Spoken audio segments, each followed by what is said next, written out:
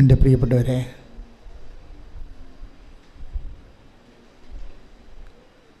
വിശ്വാസമെന്നത് ഒരു ബുദ്ധിപരമായ വ്യാപാരമാകാൻ എൻ്റെ സ്വാഭാവിക അവസ്ഥ അതാണ്. ഒരു ബുദ്ധിപരമായ വിനിമയമാണ് വിശ്വാസം.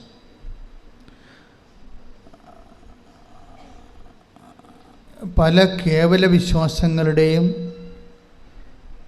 സ്ഥിതി അതാണ്. അതൊരു ബുദ്ധിപരമായ വിനിമയമായിരിക്കും, പക്ഷെ അത് ഫ്രൂട്ട്ഫുള്ളാകത്തില്ല, വർക്കൗട്ട് ചെയ്യത്തില്ല.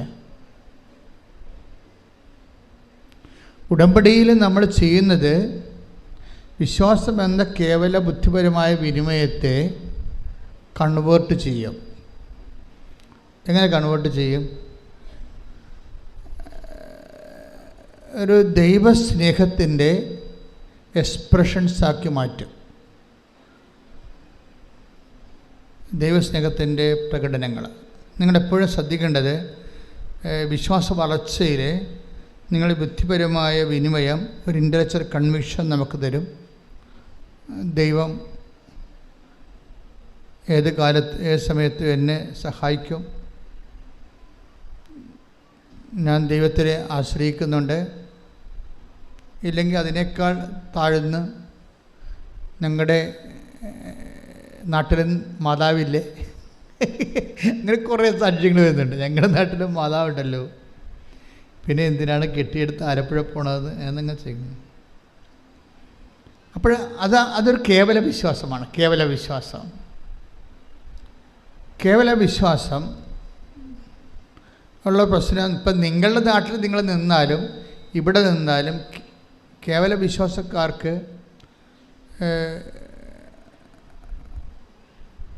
അത് ആക്ടിവേറ്റ് ആകത്തില്ല. വിശ്വാസം നമ്മൾ റീചാർജ് ചെയ്യാം, പക്ഷേ ആക്ടിവേറ്റ് ആകുന്നത് വേറെ ഒരു ഫങ്ഷനാണ് അല്ലേ. മൊബൈലിൽ നമുക്ക് റീചാർജ് ചെയ്യാൻ പറ്റും, പക്ഷേ ആക്ടിവേറ്റ് ആകണത് വേറെ ഒരു ഫങ്ഷനാണ്. അതുപോലെ വി ക്യാൻ ഹാവ് ഫെയ്ത്ത്, പക്ഷേ ആ ഫെയ്ത്ത് ഒരു സാക്ഷ്യത്തിലേക്ക് പ്രവേശിക്കുന്നത് അതിൻ്റെ കണ്ടൻറ്റ് ബേസ് വേറെയാണ്. അതിൻ്റെ അകത്ത് സ്നേഹത്തിൻ്റെ എലമെൻറ്റ്സ് വേണം. ഉടമ്പടിയിൽ പുരോഗമിക്കുന്നുണ്ടെങ്കിൽ നിങ്ങൾ ഇൻട്രോസ്പെക്റ്റ് ചെയ്യേണ്ട ഒരു വിഷയം, എൻ്റെ ഫെയ്ത്ത് കണ്ടൻറ്റിൽ കണ്ടൻറ്റ് ഓഫ് ലവ് ഉണ്ടോ എന്ന് നോക്കണം. നമുക്ക് ആ വിഷയത്തിലൊക്കെ ആധ്യാത്മിക ജീവിതത്തിൽ ഇത്തിരി ബുദ്ധി ഉപയോഗിക്കുന്നത് തെറ്റൊന്നുമില്ല. ഞാൻ നിങ്ങളുടെ വിശ്വാസത്തിൽ കണ്ടൻറ്റ് ഓഫ് ലവ് ഉണ്ടോ ഇല്ലയെന്ന് നോക്കണം. എന്നിട്ട് അതിൻ്റെ കുറവാണ് പരിഹരിക്കേണ്ടത്. കുറവ് പരിഹരിച്ച് മാത്രമേ നമുക്ക് വിശ്വാസ പുരോഗതി പ്രാപിക്കാൻ പറ്റത്തുള്ളൂ. അല്ലെങ്കിൽ ഇങ്ങനെ സ്റ്റാറ്റസ്കോ മെയിൻറ്റെയിൻ ചെയ്ത് പോകും, തൽസ്ഥിതി നിലനിന്ന് പോകും. നമുക്കൊരു 10 ഡിഗ്രി ഫെയ്ത്ത് ഉണ്ട്, നമ്മളെങ്ങനെ തലകുത്തി പോയി. ഇപ്പോൾ നിങ്ങൾക്ക് അതിൻ്റെ അകത്ത് ഈ കൃപാസനത്തിൽ വന്ന് എൻ്റെ പേരിൽ രോഗികളെ ശുശ്രൂഷിക്കാം, വീട്ടിലെ സഹായം കൊടുക്കാം, അമ്മയെ സഹായിക്കാം, അല്ലെങ്കിൽ അപ്പനെ സഹായിക്കാം, പിന്നെ പാവപ്പെട്ടവരെ സഹായിക്കാം. പക്ഷേ ഇങ്ങനെയൊക്കെ സഹായിച്ചാലും ചില സമയത്ത് നിങ്ങളുടെ വിശ്വാസത്തിനൊരു വളർച്ച ഉണ്ടാകാൻ ചിലപ്പോൾ സാധ്യതയുണ്ടാകത്തില്ല. അതെന്തുകൊണ്ടാണ്? അത് നിങ്ങൾ ടെക്നിക്കലി ഫങ്ഷനിലായതുകൊണ്ടാണ്, സാങ്കേതികമായിട്ട് ഫങ്ഷനിലാകുന്നത് കൊണ്ടാണ്. സാങ്കേതികമായിട്ടല്ല എൻ്റെ അത് വരണത്. ഇപ്പം നിങ്ങൾ രോഗികളെ കാണുന്നുണ്ടെങ്കിൽ, ഇപ്പോൾ ചിലരൊക്കെ എന്തുമാത്രം, അതായത് കൃപാസനത്തിൽ ഇത്രയും ദൈവാനുഗ്രഹം നിറഞ്ഞു നിൽക്കാൻ കാരണം ഉടമ്പടി എടുത്തവരെല്ലാവരും ലോകത്തിൻ്റെ എമ്പാടും പോയി ആശുപത്രികളിലും അനാഥാലയങ്ങളിലും ഹോസ്പിസുകളിലും അതുപോലെ കുടുംബങ്ങളിലുമൊക്കെ പോയി ആൾക്കാരെ ശുശ്രൂഷിക്കുകയും ഭക്ഷണം കൊടുക്കുകയും പണം കൊടുക്കുകയും അവിടെ നിന്ന് വസ്ത്രം കഴുകി കൊടുക്കുകയും അങ്ങനെ സൽപ്രവൃത്തികളുടെ ഒരു പ്രളയമാണ് ഈ ഉടമ്പടി അഴിച്ചു വിട്ടിരിക്കുന്നത്. അവരുടെ സൽപ്രവൃത്തികളുടെ ആസ്തി ആ ഉടമ്പടിയുടെ പൊതു ഖജനാവിലെ ടാപ്പ് ചെയ്യുന്നവർക്ക് ഈ കൃപാസനത്തിൻ്റെ പൊതു ദൈവാനുഗ്രഹം ലഭിക്കും. അത് തീർച്ചയായിട്ടും. അതുകൊണ്ടാണ് കൃപാസനത്തിലെ കാല് കുത്തുമ്പോഴൊക്കെ ചില ആൾക്കാർ അനുഗ്രഹിക്കപ്പെടുന്നെന്ന് പറഞ്ഞതിൻ്റെ കാരണം ഇതിൻ്റെ പൊതുവായിട്ടുള്ള ആധ്യാത്മികമായിട്ടുള്ള ആസ്തികളാണ്. എപ്പോഴും നമ്മൾ ശ്രദ്ധിക്കേണ്ട കാര്യം ഈ കാര്യത്തിൽ കുറച്ച് റീസണബിൾ ആകണം. ഒരു വൈകാരികം എന്നതിനേക്കാളുപരി ഫെയ്ത്ത് മുന്നോട്ട് വെക്കുന്ന ഒരു റീസണുണ്ട്. വിശ്വാസം മുന്നോട്ട് വെക്കുന്ന ഒരു റീസണുണ്ട്, യുക്തിയുണ്ട്. അത് ഒരു പക്ഷേ നമ്മൾ പറയുന്ന സെക്കുലർ യുക്തിയല്ല, അത് മരിയൻ യുക്തി എന്നാണ് ഞാൻ പറയുന്നത്. മരിയൻ റീസൺ അങ്ങനെ ഒരു സംഭവമാണ്. ആധ്യാത്മിക ജീവിതത്തിലുള്ള സംഭവമാണ് മരിയൻ റീസൺ. എന്താ മരിയൻ റീസൺ? അപ്പോൾ മരിയൻ റീസൺ എന്ന് പറയുമ്പോൾ, ഇപ്പോൾ ഉദാഹരണത്തിന് അവർക്ക് വീഞ്ഞില്ല എന്ന് അമ്മ പറയുന്നു, ഈശോയോട് പറയുന്നു അല്ലേ. ഫസ്റ്റ് റെസ്പോൺസ് എന്താണ്? ഈശോയുടെ ഫസ്റ്റ് റെസ്പോൺസ് എന്താ? എനിക്ക് നിനക്കും എന്ത്. സെക്കൻഡ് റെസ്പോൺസ് എന്താണ്? എൻ്റെ സമയം ഇനിയും ആഗതമായിട്ടില്ല. അപ്പോൾ ഈ ഫസ്റ്റ് റെസ്പോൺസും സെക്കൻഡ് റെസ്പോൺസും ഉദ്ദേശിച്ച നെഗറ്റീവ് ആൻസറാണ് വരണത് അല്ലേ? നെഗറ്റീവ് അല്ലേ? ആ വിഷയം നടക്കത്തില്ലെന്ന് ഉറപ്പല്ലേ? Then why mother is waiting for the answer? പിന്നെ എന്തുകൊണ്ടാണ് അമ്മ നിൽക്കുന്നത്? അതാണ് വിഷയം. അതാണ് മരിയൻ റീസൺ എന്ന് പറയുന്നത്. എന്താണ്? അമ്മയ്ക്ക് വിശ്വാസത്തെക്കാളുപരി ഈശോയോട് സ്നേഹമുണ്ട്. ശ്രദ്ധിക്കട്ടെ. ഹല്ലേലൂയ.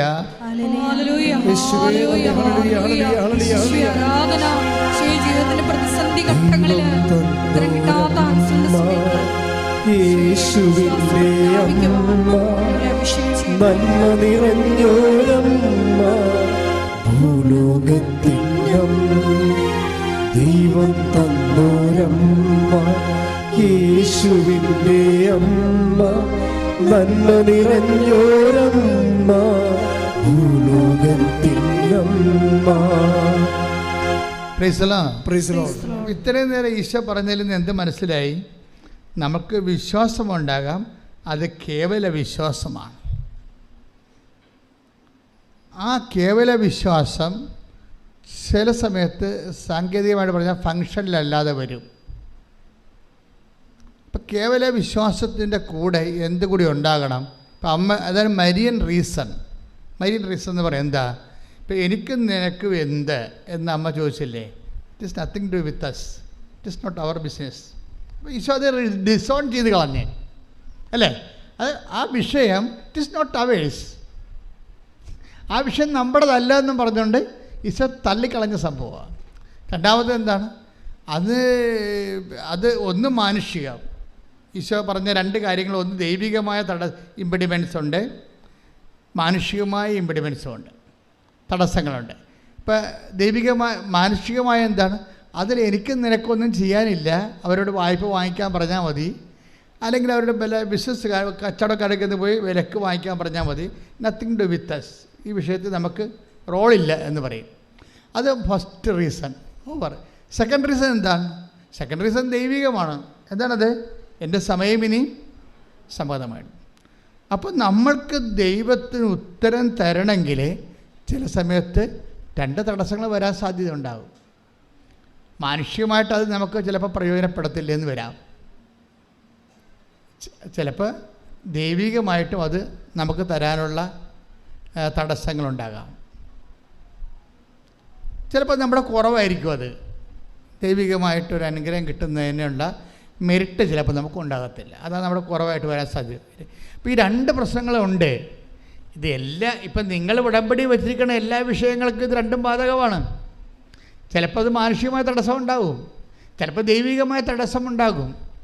എന്നിട്ട് നമ്മൾ ഈ മാനുഷികമായ തടസ്സമുള്ള വിഷയം, ഇപ്പം നിങ്ങളുടെ ജപ്തി നടപടി, അല്ലെങ്കിൽ നിങ്ങളുടെ കല്യാണം വെക്കണില്ല, അല്ലെങ്കിൽ നിങ്ങളുടെ മക്കളെ നിങ്ങൾക്ക് കിട്ടണില്ല, ജോലി കിട്ടണില്ല, ജോലി സ്ഥലത്തെ പ്രശ്നം, നിങ്ങൾക്ക് PR ആകുന്നില്ല, പെൻഷൻ കിട്ടിയിട്ട് അംഗീകരിച്ചിട്ട് നിങ്ങൾക്ക് കിട്ടണില്ല, ഇങ്ങനെ എന്തെല്ലാം പ്രശ്നമാണ് ഇല്ലായ്മയെല്ലാം ഉള്ളത്.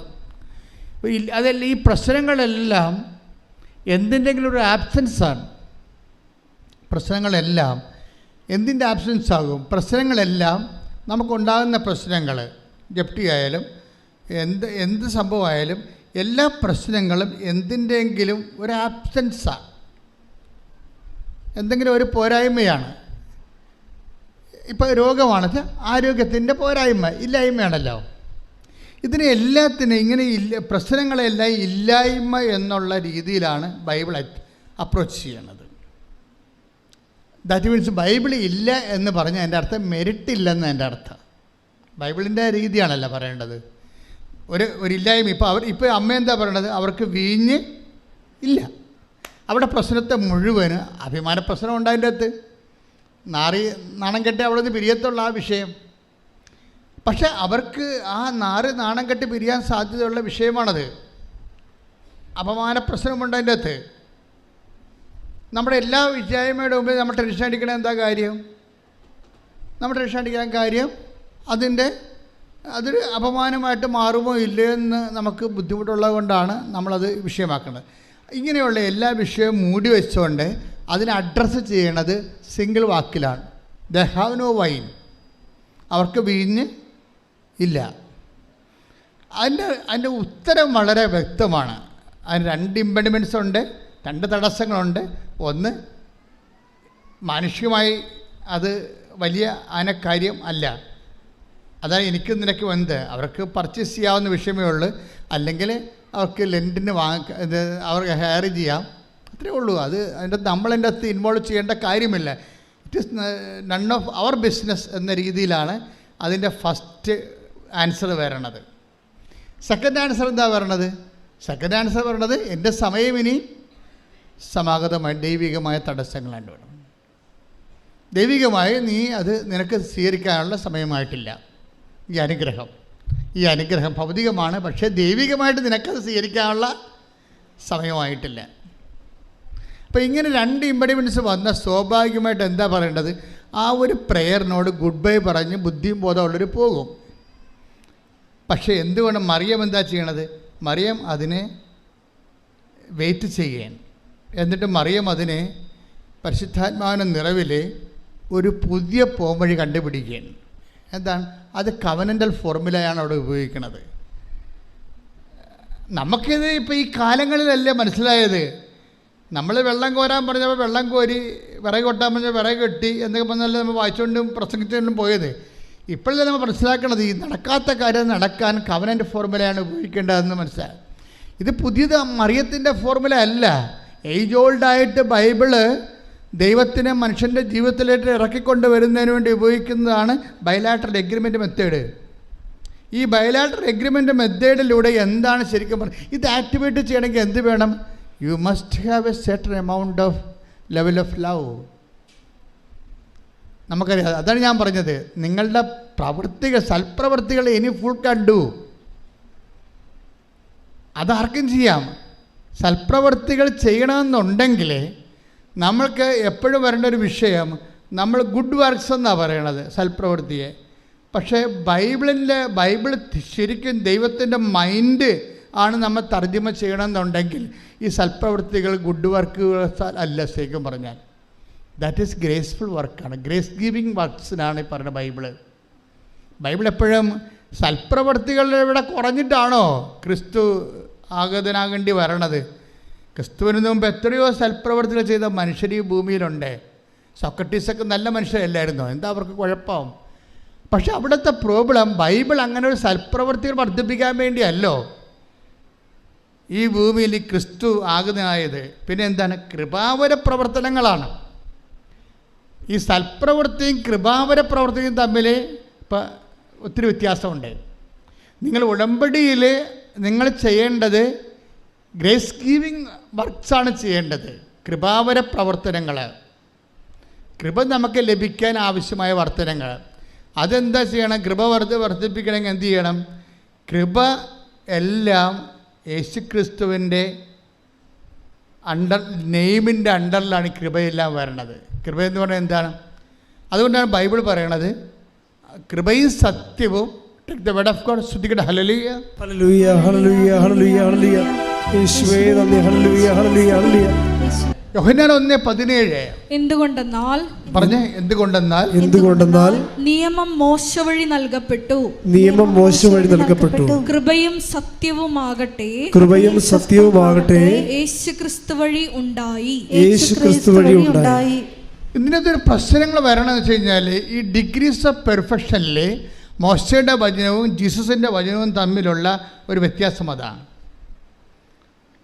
മോസസിൻ്റെ വചനത്തിന് സാങ്കേതികമായ ദൈവത്തിൻ്റെ മനസ്സനുസരിച്ചുള്ള നിയമപരമായിട്ടുള്ള കാഴ്ചപ്പാടുകളാണ് കൈകാര്യം ചെയ്യണത്. കർത്താവിൻ്റെ വചനത്തിൽ അതല്ല. എന്താണ്? കൃപയും സത്യവുമാണ്. കൃപയും സത്യവും ആര് വഴി ഉണ്ടായി? ക്രിസ്തു വഴി ഉണ്ടായി. അപ്പോൾ അതെങ്ങനെയാണ് ഉണ്ടായതെന്ന് നമ്മൾ അറിയണം. ക്രിസ്തു വഴി ഉണ്ടായത്. ഉടമ്പടി ടാർഗറ്റ് ചെയ്യണത് സൽപ്രവൃത്തികളല്ല. നിങ്ങളെ കുറേ ആൾക്കാർ ചെയ്യണത് വെറും സൽപ്രവൃത്തികളാണ്. വെറും സൽപ്രവൃത്തികളെന്ന് വെച്ച് കഴിഞ്ഞാൽ ഇവിടുന്ന് കുറേ കാര്യങ്ങൾ പറഞ്ഞിട്ടുണ്ട്, അതനുസരിച്ച് കൊണ്ട് രോഗികളെ കാണുന്നു. കഴിഞ്ഞ ദിവസം ഞാൻ ഒരു സാക്ഷ്യം പറഞ്ഞത്, ഞാൻ ഓൾഡ് ഏജിൽ ഹോമിൽ പോയി ഒരു ദിവസം മുഴുവൻ നിന്ന് അവിടുത്തെ ഉടുപ്പെല്ലാം അലക്കി കൊടുത്തെന്ന് പറഞ്ഞു. പിന്നെ വേറൊരു ചേച്ചി സാക്ഷ്യം പറഞ്ഞത്, ഞാൻ ഓൾഡ് ഏജ് ഹോമിൽ പോയി നഖം വെട്ടി കൊടുത്തെന്ന് പറഞ്ഞു. It's okay, you are doing all this kind of things. ഇതെല്ലാം നല്ല സന്തോഷത്തിൽ ഇങ്ങനെ ചെയ്യുന്നുണ്ട്, സന്തോഷമുണ്ട്, നന്ദിയുണ്ട്. പക്ഷേ ഇതെല്ലാം സൽപ്രവൃത്തികളാണ്. ഈ സൽപ്രവൃത്തികളിൽ നിന്ന് നമുക്ക് കൃപ ഡ്രോൺ ചെയ്യണമെന്നുണ്ടെങ്കിൽ നിങ്ങൾക്ക് വേറെ ഒരു കാര്യം കൂടി വേണം. എന്താ വേണ്ടത്? കൃപ. സൽപ്രവൃത്തികളിത് ഈ നിങ്ങൾ ചെയ്ത കാര്യങ്ങളെ ക്രിസ്തുവിനെ മാറ്റി നിർത്തിയും ചെയ്യാൻ പറ്റും. ലോകത്ത് എന്തുമാത്രം ആൾക്കാർ ചെയ്യുന്നുണ്ട് ഇല്ലേ? റോട്ടറി ക്ലബ്ബുകാരെ കണ്ണ് വരെ വെച്ച് കൊടുക്കുന്നുണ്ട് ഇല്ലേ? അപ്പോൾ അങ്ങനെ എന്തോ ക്ലബ്ബുകാർ ചെയ്യുന്നുണ്ട്. നാട്ടിൽ എന്തുമാത്രം അയൽക്കൂട്ടങ്ങളും അതുപോലെ തന്നെ പല പലതരമുള്ള പാർട്ടി സംഘങ്ങളും ഒക്കെ പല കാര്യങ്ങളും മനുഷ്യർക്ക് വേണ്ടി ചെയ്യുന്നുണ്ട്. ഇതെല്ലാം സൽപ്രവൃത്തികളാണ്. പക്ഷേ ഒരു ക്രൈസ്റ്റ് സെൻട്രിക് ആയിട്ടുള്ള ഒരു ആധ്യാത്മികത ചര്യം അനുവർത്തിക്കുന്നവരെ കേവലം സൽപ്രവൃത്തികളല്ല നമ്മൾ ലക്ഷ്യം വെക്കുന്നത്, കൃപാവര പ്രവൃത്തികളാണ്. എന്താ കാര്യം? കൃപയും സത്യവും അവൻ വഴി ഉണ്ടായി. അപ്പോൾ കൃപാവര സത്യങ്ങൾ, കൃപാവര പ്രവൃത്തികൾ ചെയ്യാൻ, ഇപ്പോൾ സൽപ്രവൃത്തികളും കൃപാവര പ്രവൃത്തികളും നമ്മൾ വ്യത്യാസം എന്താ? സൽപ്രവൃത്തികൾ മനുഷ്യൻ്റെ പേരിലാണ് ചെയ്യണത്. ചിലർ നല്ല പേരെടുക്കാൻ ചെയ്യും, ചിലർ കൂടുതൽ വോട്ട് കിട്ടാൻ വേണ്ടി ചെയ്യും, ചിലത് ജനകീയ അടിത്തറ ഉണ്ടാക്കാൻ വേണ്ടി ചെയ്യും, ചിലത് അവിടെ കള്ളത്തരങ്ങളെ പുറത്തറിയാൻ അവിടെ ഒരു പുതിയൊരു ഫേസ് കാണിക്കാൻ വേണ്ടി സമൂഹത്തിന് വേറൊരു സംഭവം, അങ്ങനെ ഓരോരോ ലക്ഷ്യങ്ങളാണ് ഈ സൽപ്രവൃത്തികൾക്കുള്ളത്. പക്ഷേ കൃപാവര പ്രവൃത്തി അതല്ല. കൃപാവര പ്രവൃത്തി എന്ന് പറയണത് ക്രിസ്തുവിൻ്റെ നാമത്തിൽ ക്രിസ്തുവിന് വേണ്ടി മാത്രം മഹത്വം കൊടുത്തുകൊണ്ട് ചെയ്യണതാണ്. ക്രിസ്തുവിൻ്റെ നാമത്തിൽ ചെയ്യണം. അതിൻ്റെ 10% ഗ്ലോറി ക്രിസ്തുവിന് മാത്രമാണ്. അതുകൊണ്ടാണ് ബൈബിൾ പറയണത് വലത് കൈ ചെയ്യണത് ഇടത് കൈ അറിയരുത്. മനുഷ്യൻ അറിയരുതെന്നായി പറയണത്. മനുഷ്യന്മാരറിയരുതെന്നാണ് പറയണത്. പക്ഷേ മനുഷ്യന്മാർ അറിയുന്ന വെച്ചാൽ എല്ലാ കാര്യവും പാത്തും പതുങ്ങിയും ചെയ്യണമെന്നല്ല. മനുഷ്യനെ അറിഞ്ഞില്ലെങ്കിലും അറിയിക്കാൻ വേണ്ടി നിങ്ങളെ പ്രത്യേകിച്ച് മസിൽ പിടിക്കരുതെന്നതിൻ്റെ അർത്ഥം. ശ്രദ്ധിക്കട്ടെ. ഹല്ലേലൂയ. ചെയ്ത് നിന്റെ മഹത്വത്തിൽ പങ്കുകാരാകുവാൻ ഈ ആരാധനയിലൂടെ ഞങ്ങളെ അഭിഷേകം ചെയ്യണമേ.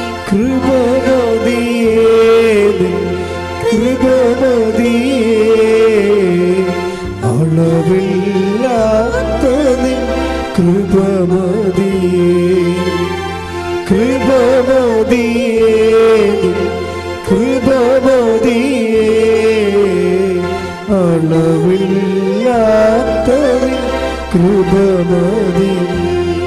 ശ്രദ്ധിക്കട്ടെ. ഹല്ലേലൂയ ഹല്ലേലൂയ ഹല്ലേലൂയ. യേശുവേ നന്ദി. ഹല്ലേലൂയ ഹല്ലേലൂയ ഹല്ലേലൂയ ഹല്ലേലൂയ ഹല്ലേലൂയ. രാജരാജ രാജാധിരാജ പാടി പുകഴ്ത്തിടുമേ, ദിനവും വാഴ്ത്തി പുകഴ്ത്തിടുമേ. രാജരാജ രാജാധിരാജ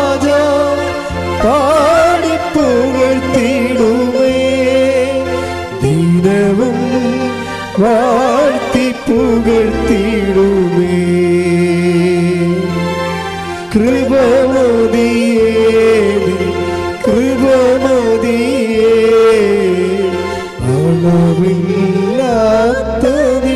കൃപമതിയേ. നമ്മൾ കേവല വിശ്വാസത്തിൽ നിന്ന് സൽപ്രവൃത്തികളിലേക്കും പിന്നെ കൃപാവര പ്രവൃത്തികളിലേക്കും സഭ വെളിപാടുകളുടെ പൂർണ്ണതയിലേക്ക് പോകുന്നത് കാലങ്ങൾ കൊണ്ടാണ്, ഒറ്റയടിക്കല്ല.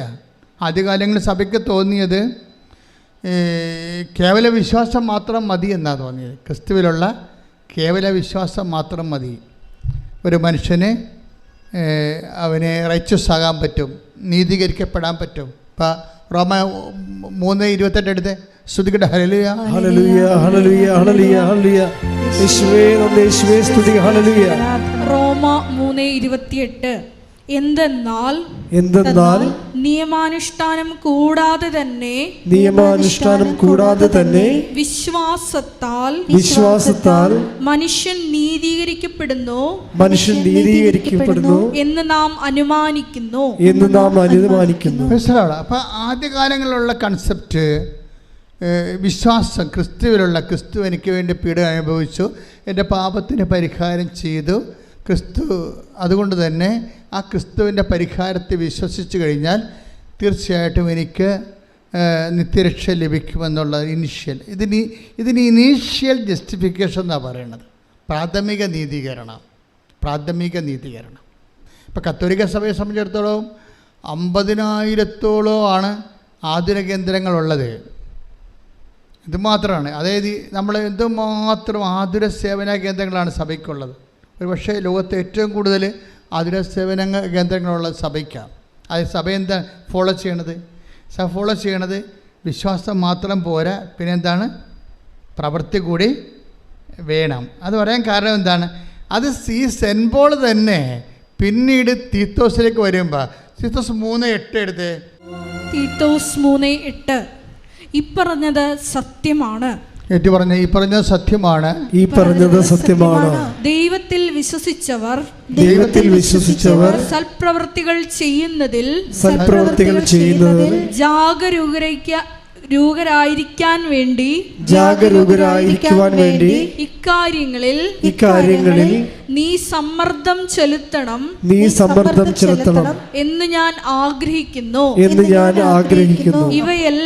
ഇവയെല്ലാം ശ്രേഷ്ഠവും മനുഷ്യർക്ക് പ്രയോജനകരവുമാണ്. അതിൻ്റെ പ്രശ്നത്തിൽ സൽപ്രവർത്തികൾ ആദ്യം വിശ്വാസം മതി എന്ന് പറഞ്ഞ സെൻറ്റ് പോൾ തന്നെ കുറച്ച് കഴിയുമ്പോൾ മാറും. 10 കൊല്ലം കഴിയുമ്പോൾ മാറും. റോമാലേഖനം എഴുതി 56-ലാണ്, ടൈറ്റസ് എഴുതി 66-ലാണ്. 10 കൊല്ലത്തിന് ശേഷം കഴിയപ്പോൾ അദ്ദേഹത്തിന് മനസ്സിലായി വിശ്വാസം മാത്രം പോരാ, പിന്നെന്താണ്? അപ്പോൾ നമ്മൾ ദൈവത്തിൻ്റെ കാര്യങ്ങൾ അറിയണത് ദൈവത്തിലിങ്ങനെ ജീവിക്കുന്ന അനുസരിച്ച് ക്രൊണോളജിക്കലായിട്ട് നമ്മൾ ജീവിച്ച് വരുമ്പോഴല്ലേ ദൈവം ഓരോരോ കാര്യം നമുക്ക് വെളിപ്പെടുത്തി വെളിപാടിൻ്റെ പൂർണ്ണതയിലേക്ക് നമ്മളെ കൊണ്ടുവരണേ. അങ്ങനെ വരാൻ കാരണം എന്താണെന്ന് വെച്ച് കഴിഞ്ഞാൽ ഇപ്പോൾ AD 56 വിശ്വാസം, ഒരാൾ നീതീകരിക്കപ്പെടുന്നത്, നിത്യരക്ഷ പ്രാപിക്കണത് അയാൾ വിശ്വാസം മൂലമാണെന്ന് മതി. പക്ഷേ അതിനിടയ്ക്ക് യാക്കോബ് ഒരു 5 കൊല്ലം കഴിഞ്ഞപ്പോൾ യാക്കോബ് പറഞ്ഞ് ഇത് നടക്കുമെന്ന് തോന്നുന്നില്ല. യാക്കോബ് ഒരു 60 ആയപ്പോൾ AD 56 റോമാലേഖനം എടുത്തിരുന്ന് 60 ആയപ്പോൾ യാക്കോബ് പറഞ്ഞ് അത് പ്രവൃത്തി വേണമെന്ന് പറഞ്ഞ്. അങ്ങനെയാണ് ഈ സൽപ്രവൃത്തി വരണത്. യാക്കോബിന്റെ ലേഖനം എടുത്ത് 2:24 മനുഷ്യൻ വിശ്വാസം കൊണ്ട് മാത്രമല്ല പ്രവൃത്തികളാലുമാണ് നീതീകരിക്കപ്പെടുന്നതെന്ന് നിങ്ങൾ അറിയുന്നു. 56 AD 54 കർത്താവ് മരിച്ച് 56 വർഷം കഴിഞ്ഞപ്പോഴാണ് കേവലമായിട്ട് പറയാം. 56 കർത്താവ് ജനിച്ച് ഒരു 56 വർഷം കഴിയുമ്പോൾ നമ്മൾ സെൻറ്റ് പോളിൻ്റെ ആദ്യത്തെ ലേഖനം പുറത്തു വരുന്നത് റോമ. അവിടെ പറയുന്നത് എന്താണ്? വിശ്വാസം മതി, നമ്മൾ ക്രിസ്തുവിലുള്ള വിശ്വാസം കൊണ്ട് നമ്മൾ നീതീകരിക്കപ്പെടും. അപ്പോസ്തലന്മാരുടെ ഇടയിൽ ചർച്ചയായി. പിന്നെ ജെറുസലേം സൂനദോസ് തുടങ്ങാൻ നേരത്ത് സൂനദോസിൻ്റെ ഇടയ്ക്ക് കൃത്യമായ ഐഡിയ കിട്ടാൻ വേണ്ടി യാക്കോബ്, കർത്താവിൻ്റെ സഹോദരൻ യാക്കോബ് പറഞ്ഞു, വിശ്വാസം മാത്രം പോരാ, സിനഗോഗ് ശ്രദ്ധിക്കണം, ജെറുസലേം സുനദോസ് നടന്നുകൊണ്ടിരിക്കണം ആദ്യത്തെ.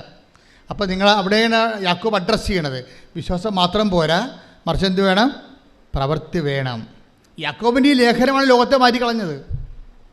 ലോകത്ത് ഇന്ന് കാണുന്ന ഈ സഭയുടെ എല്ലാവിധ ആതുര സേവനങ്ങളെയും അതുപോലെ തന്നെ അവകാശ പോരാട്ടങ്ങളെയും അതുപോലെ തന്നെ മനുഷ്യോചിതമായ എല്ലാ നടപടികളെയും ശുശ്രൂഷകളെയും എല്ലാം കുഞ്ഞുങ്ങളെ, ഇപ്പോൾ ഓട്ടിസം ബാധിച്ച കുഞ്ഞുങ്ങളെ, ജന്മന കിടപ്പിലായ കുഞ്ഞുങ്ങൾ, എന്തുമാത്രം കുഞ്ഞുങ്ങളെയാണ്, എന്തുമാത്രം സിസ്റ്റേഴ്സ് നോക്കണത് ലോകം മുഴുവനും.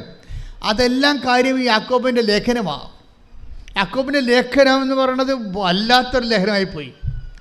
അപ്പോൾ അത് സെൻറ്റ് പോൾ പറഞ്ഞതിന് ശേഷം സെൻറ്റ് പോൾ കർത്താവിനെ കണ്ടിട്ടില്ലല്ലോ, അതാണ് പ്രശ്നം. അതിനുശേഷം പക്ഷെ കർത്താവിൻ്റെ കൂടെ നടന്ന ആളാണ് യാക്കോബ്. യാക്കോബ് കർത്താവിന് മൈൻഡ് റീഡ് ചെയ്തേച്ച് പറഞ്ഞ് പ്രവൃത്തിയില്ലാതെ വിശ്വാസം നീതീകരിക്കപ്പെടത്തില്ല എന്ന് പറയും. ജസ്റ്റിഫൈ ആകത്തില്ല. നിത്യരക്ഷ പ്രാപിക്കണേ പ്രവൃത്തി വേണം. അതുകൊണ്ട് യാക്കോബ് 5 കൊല്ലം സെൻറ്റ് പോളിൻ്റെ ലേഖനം കഴിഞ്ഞ് 5 കൊല്ലം കഴിഞ്ഞപ്പോൾ 60 പറയും. അതൊന്നിട്ട് വായിച്ച് യാക്കോബ് 2:24 ശ്രുതികണ്ട ഹല്ലേലൂയ. വിശ്വാസം കൊണ്ട് മാത്രമല്ല, പറഞ്ഞേ, വിശ്വാസം കൊണ്ട് മാത്രമല്ല പ്രവൃത്തികളാലുമാണ് നീതീകരിക്കപ്പെടുന്നതെന്ന് നിങ്ങൾ അറിയുന്നു. അപ്പോൾ ജെറുസലേം സൂര്യദോസിൽ തീരുമാനം നിലപാട് കൃത്യമായി. അപ്പോൾ യാക്കോബ് പൗലോസ് അപ്പോസ്തലനും മനസ്സിലായി സഭയുടെ കറക്റ്റ് നിലപാട്. അപ്പോൾ പൗലോസ് അപ്പോസ്തലനും മനസ്സിലായി പ്രവൃത്തിയാണ് മൂലമാണ് വിശ്വാസം നീതീകരിക്കപ്പെടുന്നത്. അപ്പോൾ പിന്നീട് 5 കൊല്ലം കഴിഞ്ഞപ്പോഴാണ് ടൈറ്റസൻ ലേഖനം എഴുതുന്നത്. 5 കൊല്ലം കഴിയുമ്പോൾ ടൈറ്റസൻ ലേഖനം എഴുതുമ്പോൾ, തീത്തോസിൻ്റെ ലേഖനം എഴുതുമ്പോൾ സെൻറ്റ് പോൾ പറയും, എന്താ പറഞ്ഞിരിക്കുന്നത്? 3:8 ശ്രുതികട ഹല്ലേലൂയ.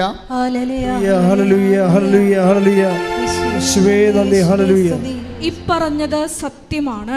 ഈ പറഞ്ഞത് സത്യമാണ്. ദൈവത്തിൽ വിശ്വസിച്ചവർ സൽപ്രവൃത്തികൾ ചെയ്യുന്നതിൽ ജാഗരൂകരായിരിക്കാൻ വേണ്ടി ഇക്കാര്യങ്ങളിൽ നീ സമ്മർദ്ദം ചെലുത്തണം എന്ന് ഞാൻ ആഗ്രഹിക്കുന്നു. ഇവയെല്ലാം ശ്രേഷ്ഠവും മനുഷ്യർക്ക് പ്രയോജനകരവുമാണ്. നമ്മൾ എന്താണ് ഈ വിഷയം ഇത്രയും സീരിയസ് പഠിപ്പിക്കാൻ കാരണം ഉടമ്പടി എന്ന് പറയുന്നത് മുഴുവനും പ്രവൃത്തികളാണ്. പ്രാർത്ഥനയുടെ അംശം അതിൻ്റെ അകത്ത് 30% ഉള്ളു, ബാക്കിയെല്ലാം പ്രവൃത്തിയുടേതാണ്. അപ്പോൾ ഈ പ്രവൃത്തികൾ ചെയ്യുന്നവരെ 2 കാര്യം മനസ്സിലാക്കണം. ഒന്നാമത്തെ ഇത് വർക്കൗട്ട് ഫയർ ആകണമെന്നുണ്ടെങ്കിൽ പ്രവൃത്തികൾ ചെയ്യണം. പക്ഷേ this is not my point. എൻ്റെ പോയിൻ്റ് ഇതുമല്ല. ഞാൻ എന്താ നിങ്ങൾ പറഞ്ഞത്? ഈ സൽപ്രവൃത്തികൾ ഒരു ക്രിസ്തുയിതരമായിട്ട് ക്രിസ്തുവിനെ മാറ്റി നിർത്തിക്കൊണ്ട് we can do so many good works, അതൊന്നും കൗണ്ടഡ് ആകത്തില്ല. എന്താ കാര്യം? അത് ക്രിസ്തുവിൻ്റെ മഹത്വത്തെ പ്രഘോഷിക്കാത്ത, അവൻ്റെ നാമത്തെ മഹത്വപ്പെടുത്താത്ത പ്രവൃത്തികളെല്ലാം ശരിക്കും പറഞ്ഞാൽ അത് കൃപാവര പ്രവൃത്തികളല്ല. We are aiming for graceful works, കൃപാവര പ്രവൃത്തികൾ. നിങ്ങളത് വളരെ കൃത്യമായിട്ട് ചെയ്യണം. സൽപ്രവൃത്തിയും കൃപാവര പ്രവൃത്തിയും തമ്മിലുള്ള വ്യത്യാസം എന്ന് പറയുന്നത്, കൃപാവര പ്രവൃത്തി for the glorification of Christ name, കർത്താവിൻ്റെ നാമത്തിൻ്റെ മഹത്വത്തിനാണ് അത് കാഴ്ചവെക്കുന്നത്. അതുകൊണ്ടാണ് ഇൻറ്റൻഷൻ പ്രധാനപ്പെട്ടതായി വരുന്നത്. നമുക്ക് ഇൻറ്റൻഷൻ പ്രധാനപ്പെട്ട, ചെയ്ത പ്രവൃത്തി ചെയ്യല്ല പ്രശ്നം. നിങ്ങൾ അതാണ് ഈശോ ഒരു ഗ്ലാസ് പച്ചവെള്ളമാണ്. Take the word of God 10:42 ശ്രുതികട ഹല്ലേലൂയ.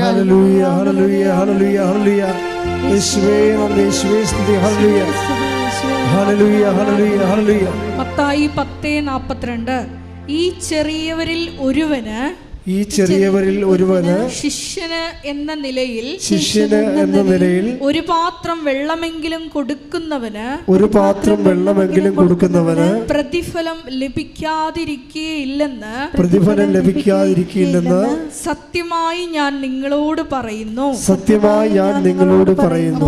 ഇവിടെ പ്രശ്നം എന്തുമാത്രം വലിയ കാര്യങ്ങൾ ചെയ്തു എന്നല്ല, ചെറിയ കാര്യങ്ങൾ പോലും ചെയ്താൽ അത് കൗണ്ടാകണത് അത് കൃപാവര പ്രവൃത്തി ആയതുകൊണ്ടാണ്. മനസ്സിലായോ? അത് ക്രിസ്തുവിൻ്റെ നാമത്തിൽ ചെയ്യുന്നത് കൊണ്ടാണ്. ശ്രുതികട്ടെ മക്കളെ, ശ്രുതികട്ടെ. ഹല്ലേലൂയ. ഹല്ലേലൂയ, ഹല്ലേലൂയ, ഹല്ലേലൂയ. യേശുവേ നന്ദി, ഹല്ലേലൂയ, ഹല്ലേലൂയ, ഹല്ലേലൂയ. യേശുവേ സ്തുതി, ഹല്ലേലൂയ, ഹല്ലേലൂയ, ഹല്ലേലൂയ. നാമത്തിൽ കൃപാവര പ്രവൃത്തികൾ ചെയ്ത് കൃപയാലേ, ആരാധനയിലൂടെ ഞങ്ങളെ കൃപയാലേ, കൃപയാൽ അനുദിനവും, കൃപയാലേ, കൃപയാലേ, കൃപയാൽ അനുദിനവും. Take the word of God. Mathayi 25:40. രാജാവ് മറുപടി പറയും, സത്യമായി ഞാൻ നിങ്ങളോട് പറയുന്നു, എൻ്റെ ഏറ്റവും എളിയ ഈ സഹോദരന്മാരിൽ ഒരുവന് നിങ്ങൾ ഇത് ചെയ്തു കൊടുത്തപ്പോൾ എനിക്ക് തന്നെയാണ് ചെയ്തു തന്നത്. Praise the Lord. ഇതിന് വരുന്ന വിഷയം ഈ കൃപാവര പ്രവൃത്തി എങ്ങനെ ചെയ്യണത്, അതാണ് 25:40. ആ വചനം ഒന്ന് വായിച്ചേ. മത്തായി ശ്രീകാട് സുവിശേഷം. സത്യമായി ഞാൻ നിങ്ങളോട് പറയുന്നു, സത്യമായി ഞാൻ നിങ്ങളോട് പറയുന്നു, എൻ്റെ ഏറ്റവും എളിയ ഈ സഹോദരന്മാരിൽ ഒരുവന്, എന്റെ ഏറ്റവും ചെറിയ സഹോദരന്മാരിൽ ഒരുവന് നിങ്ങൾ ഇത് ചെയ്തു കൊടുത്തപ്പോൾ, നിങ്ങൾ ഇത് ചെയ്തു കൊടുത്തപ്പോൾ എനിക്ക് തന്നെയാണ് ചെയ്തു തന്നത്. എനിക്ക് തന്നെയാണ് ചെയ്തു തന്നത്. അപ്പൊ ഇതാണ് കൃപാവര പ്രവൃത്തി എന്ന് പറയണത്. എന്താ വെച്ച് കഴിഞ്ഞാൽ ക്രിസ്തുവിന് തന്നെ നമ്മൾ ചെയ്ത് കൊടുക്കുകയാണ് ഡയറക്റ്റായിട്ട്. അതെങ്ങനെയാണ്? ക്രിസ്തുവിൻ്റെ നാമത്തിൽ ആണ് നമ്മൾ ഏറ്റവും എളിയ സഹോദരന് ചെയ്ത് കൊടുക്കുന്നത്. ഇതിനകത്ത് എന്താ നമുക്ക് വേണ്ടത്? 2 കാര്യങ്ങൾ വേണം. എന്ത് വേണം? ക്രിസ്തുവിനോടുള്ള സ്നേഹം വേണം, ആ സഹോദരനോടുള്ള സ്നേഹം വേണം. 2 സംഭവം വേണം. വിശ്വാസം മാത്രം പോരാ. 2 കാര്യം. കൃപാവര പ്രവർത്തിക്ക് 2 കാര്യം വേണം. എന്തൊക്കെ വേണം? ഒന്ന്, ക്രിസ്തുവിനോടുള്ള സ്നേഹം വേണം. രണ്ടാമത്തത് സഹോദര സ്നേഹം. നിങ്ങൾക്ക് എന്താ സംഭവിച്ചിട്ടുള്ളത്? നിങ്ങൾക്ക് മാതാവിനോടാണ് കൂടുതൽ സ്നേഹം വേണ്ടത്. This is wrong. അതല്ല സംഭവം. അമ്മ എന്താ ചെയ്യണത്? ഇപ്പം അമ്മ ചെയ്തിരിക്കണത് അവൻ പറയണത് പോലെ ചെയ്യുക. അതാ പ്രശ്നം. ഈ ചെയ്ത്താണ് കൃപാവര പ്രവൃത്തി എന്ന് പറയണത്. ഇപ്പം എനിക്കും നിനക്കും എന്താ? എൻ്റെ സമയം ഇനിയും സമാഗതമായിട്ടില്ല. നമ്മുടെ പ്രശ്നങ്ങൾക്ക് വരാൻ പോകുന്ന വിഷയം ഒന്ന്, ദൈവത്തിന് അവിടെ റോളില്ല എന്നാണ്.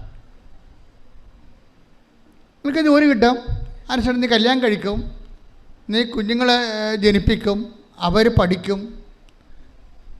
ഞാനൊരു വീട്ടിൽ ചെന്നപ്പോൾ ഒരു ഞായറാഴ്ചയാണ് വീട്ടിൽ ചെന്നത്. ഒരു അത്യാവശ്യം ഒരു വിഷയം ഉണ്ടായ കാരണം ഞായറാഴ്ച എനിക്കൊരു വീട്ടിൽ പോകേണ്ടി വന്നു. അവിടെ ചെന്നപ്പോൾ അവിടുത്തെ 2 കുട്ടികളും കാറ്റഗിസത്തിന് പോയിട്ടില്ല അന്ന്. അപ്പോൾ എൻ്റെ സ്വഭാവത്തിന് പിന്നെ അവരുടെമായിട്ടുള്ള ബന്ധങ്ങളും കാര്യങ്ങളല്ല പ്രശ്നം. എനിക്ക് അവരുമായിട്ട് എൻ്റെ കാര്യം ചിലപ്പോൾ നടന്നില്ലല്ലോ. ഞാൻ ചോദിച്ചു, ഈ പിള്ളേർ എന്താണ് കാറ്റഗിസിൽ പോകാത്തെന്ന് ചോദിച്ചു.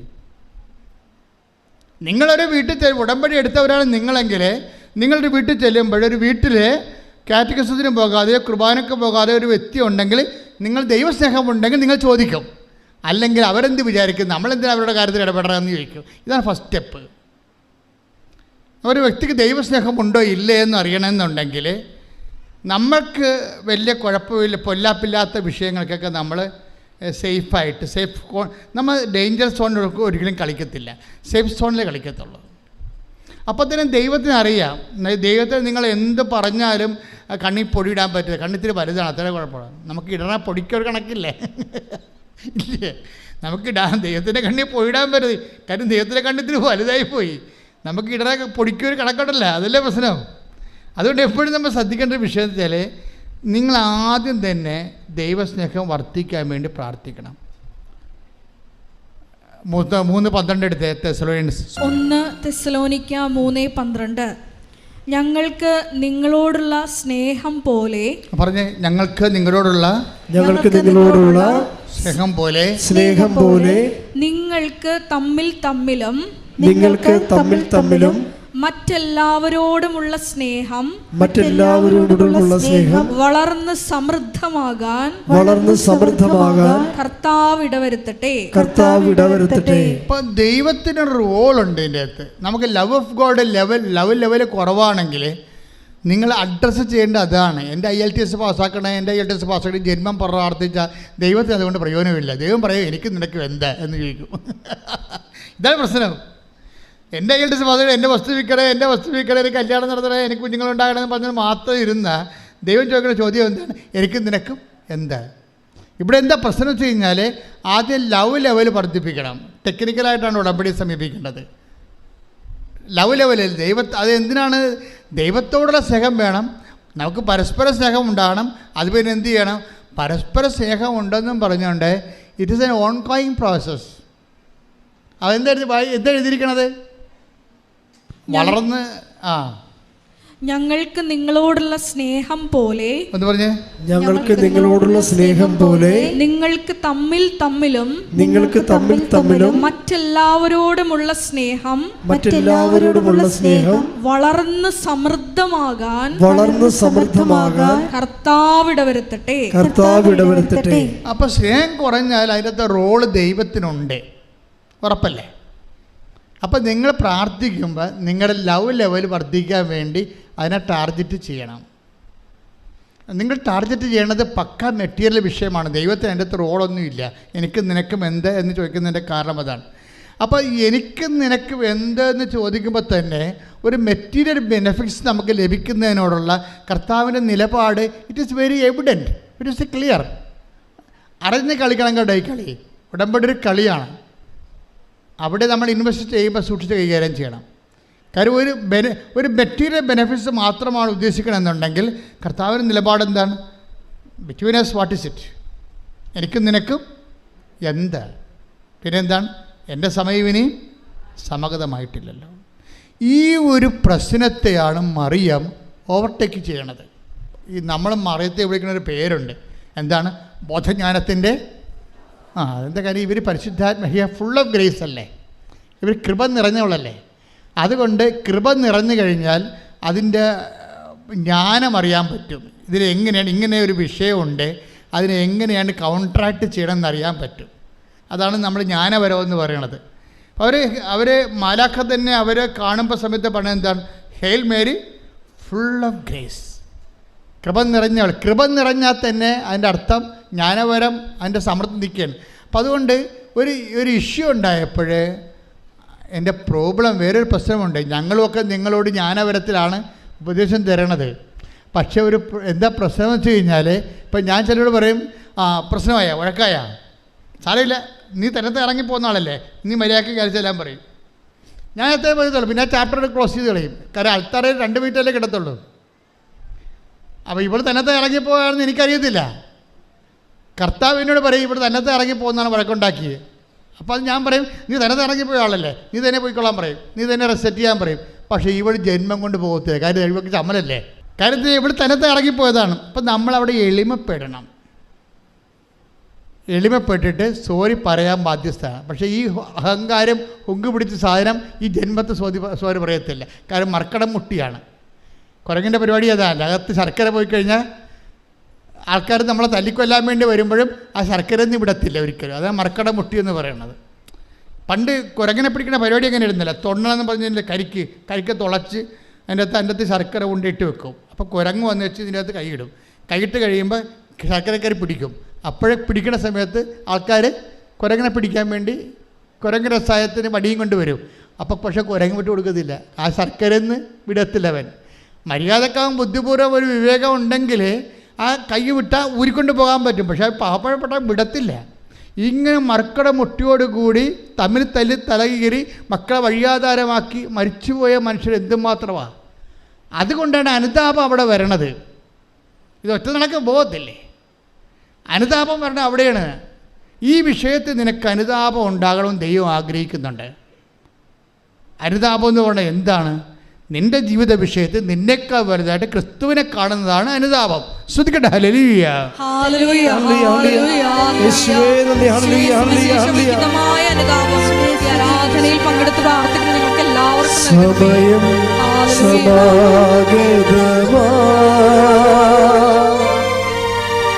സകലരും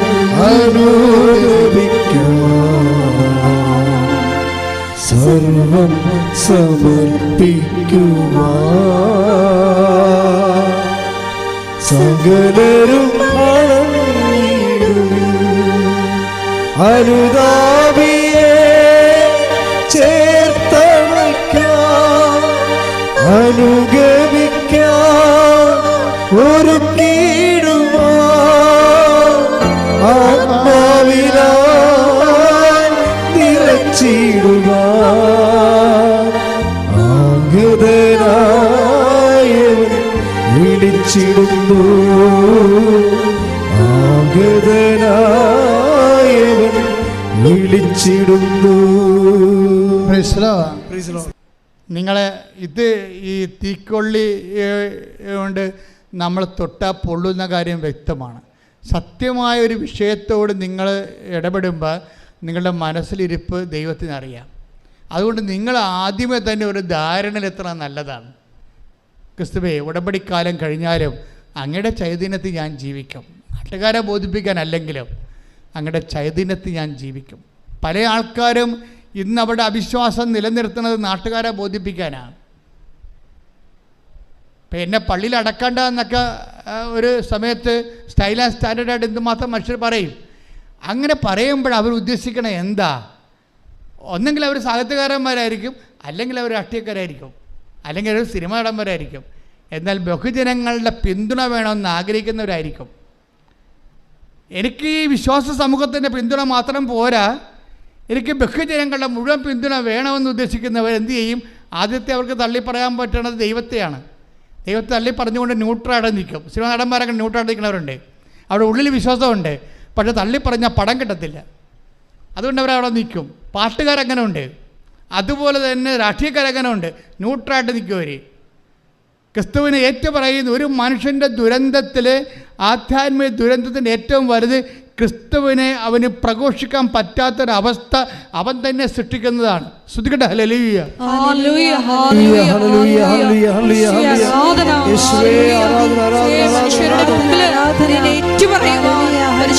അഭിഷേകത്താൽ ഞങ്ങളെ ഓരോരുത്തരെയും നിറയ്ക്കണമേ. കർത്താവാണെന്നും യേശു ദൈവമാണെന്നും ഞാൻ വിശ്വസിക്കുന്നു, ഞാൻ പ്രഖ്യാപിക്കുന്നു. യേശു കർത്താവാണെന്നും യേശു ദൈവമാണെന്നും ഞാൻ വിശ്വസിക്കുന്നു, ഞാൻ പ്രഖ്യാപിക്കുന്നു. ഈ സൽപ്രവൃത്തികളുടെയും നീതീകരണത്തിൻ്റെയൊക്കെ ഒരു വിഷയം എന്ന് പറയണത് ഇത് ഏതെങ്കിലും ഒക്കേഷനിൽ ചെയ്തു വരണ സംഭവമല്ല. ഇത് നിത്യത വരെ ചെയ്തുകൊണ്ട് പോകുന്ന കാര്യമാണ്. ഇത് ഓൺഗോയിങ് ജസ്റ്റിഫിക്കേഷൻ എന്ന് പറയും. എന്ന് വെച്ച് കഴിഞ്ഞാൽ ഒരു തുടർ നീതീകരണ പ്രക്രിയ. അതെന്തും പറയുകയാണ്, എവിടെയാണ് ഇത്? നമുക്ക് IELTS പാസ്സായ പോരാ, കാനഡയിൽ പോകാനേ പറ്റത്തുള്ളൂ. കാനഡ കഴിഞ്ഞ രാജ്യങ്ങളുണ്ട്, അതിൻ്റെ പേര് ദൈവരാജ്യം എന്നാണ്. ശ്രദ്ധിക്കട്ടെ. ഹല്ലേലൂയ.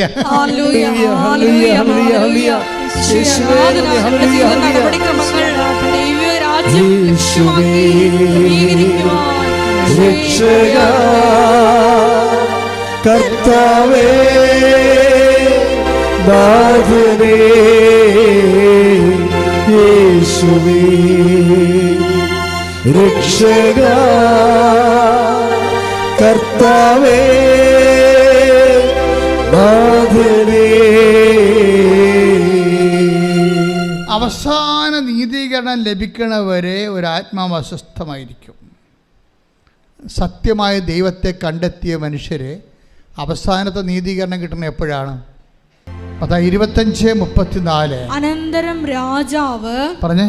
അനന്തരം രാജാവ് തന്റെ വലതുഭാഗത്തുള്ളവരോട് അരുളി ചെയ്യും, തന്റെ വലതുഭാഗത്തുള്ളവരോട് അരുളി ചെയ്യും, എന്റെ പിതാവിനാൽ അനുഗ്രഹിക്കപ്പെട്ടവരെ, എന്റെ പിതാവിനാൽ അനുഗ്രഹിക്കപ്പെട്ടവരെ വരുവിൻ, വരുവിൻ. ലോകസ്ഥാപനം മുതൽ നിങ്ങൾക്കായി സജ്ജമാക്കിയിരിക്കുന്ന രാജ്യം അവകാശപ്പെടുത്തുവിൻ. ഇതാണ് ലാസ്റ്റ് ജസ്റ്റിഫിക്കേഷൻ. നിങ്ങൾക്കായി ഒരുക്കിയിരിക്കുന്ന രാജ്യം അവകാശപ്പെടുത്താൻ പറയണത് വരെ we are in the process of justification. നീതികണ്ഠത്തിൻ്റെ പ്രോസസ്സാണ്. അച്ഛൻ എന്താ ഇങ്ങനെ പറയണമെന്ന് ചോദിച്ചു കഴിഞ്ഞാൽ, നിങ്ങളൊരു ഒക്കേഷണൽ ജസ്റ്റിഫിക്കേഷന് വേണ്ടി കുറച്ച് സൽപ്രവൃത്തികൾ ഇപ്പം ചെയ്യുകയാണ്. ഇതിനകത്ത് വരുന്നവർ ഇതുകൊണ്ട് ഉടമ്പടി ലാഗ് ചെയ്യണതിൻ്റെ കാരണം, ഒന്ന്, നിങ്ങൾ ഇതുകൊണ്ട് അവസാനിപ്പിക്കാൻ പോകുന്ന ദൈവത്തിന് അറിയാം. രണ്ട്, നിങ്ങളിത് ചെയ്യണ ദൈവസ്നേഹത്തോടെ അല്ല.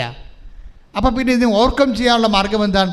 ദൈവത്തോട് നേരത്തെ മുൻകൂർ ജാമ്യം പറയണം, ഞാൻ ഇതുകൊണ്ട് ക്രിസ്തീയ ജീവിതം അവസാനിപ്പിക്കത്തില്ല, ഞാൻ ദൈവസ്നേഹത്തോട് മാത്രമേ എൻ്റെ ജീവിതം ചെയ്യത്തുള്ളൂ. പക്ഷേ ഇങ്ങനെ നൗ ആൻഡ് ദെൻ ആയിട്ടൊരു വ്യക്തിക്ക് അത് ഐഡിയലല്ല. നൗ ആൻഡ് ദെൻ, അപ്പോഴും ഇപ്പോഴൊക്കെ ആയിട്ട് കുറച്ച് സൽപ്രവർത്തികൾ ചെയ്ത് അത് ഫങ്ഷനായിട്ട് മാറ്റാം. പക്ഷേ മിഷനായിട്ടാണ് ഇത് വരേണ്ടത്. എന്താ കാര്യം വെച്ച് കഴിഞ്ഞാൽ, നാം ഇപ്പം ക്രിസ്തീയ ജീവിതം യോഹന്നാന്റെ സുവിശേഷം 14:15 എടുത്ത് ശ്രദ്ധിക്കട്ടെ. ഹല്ലേലൂയ ഹല്ലേലൂയ ഹല്ലേലൂയ ഹല്ലേലൂയ ഹല്ലേലൂയ യേശുവേ നന്ദി. ഹല്ലേലൂയ ഹല്ലേലൂയ യേശുവേ സ്തുതി. ഹല്ലേലൂയ. 14:15 യോഹന്നാൻ 14:15 നിങ്ങൾ എന്നെ സ്നേഹിക്കുന്നുവെങ്കിൽ പറഞ്ഞ്, നിങ്ങൾ എന്നെ സ്നേഹിക്കുന്നെങ്കിൽ എന്റെ കൽപ്പന പാലിക്കും. എന്റെ കൽപ്പന പാലിക്കും. അടുത്ത വചനം വായിച്ച്, ഞാൻ പിതാവിനോട് അപേക്ഷിക്കുകയും എന്നേക്കും നിങ്ങളോട് കൂടെ ആയിരിക്കാൻ മറ്റൊരു സഹായകനെ അവിടുന്ന് നിങ്ങൾക്ക് തരികയും ചെയ്യും. അപ്പോൾ ഒന്ന്, ഈ കാര്യങ്ങളെല്ലാം 14:15 അനുസരിച്ചാണ് ചെയ്യേണ്ടത്.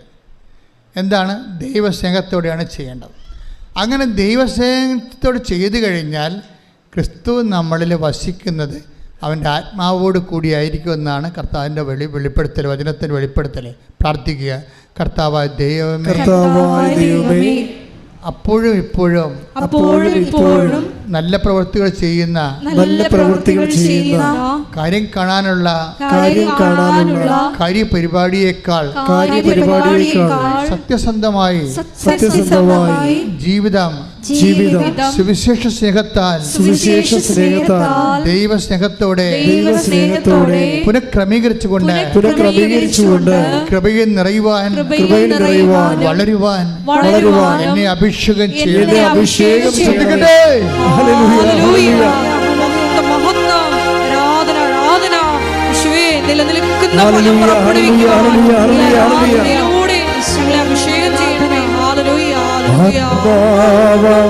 ദൈവമേ വരണേ, എന്റെ ഉള്ളിൽ വസിക്കാൻ വരണേ. ആത്മാവ ദൈവമേ വരണേ,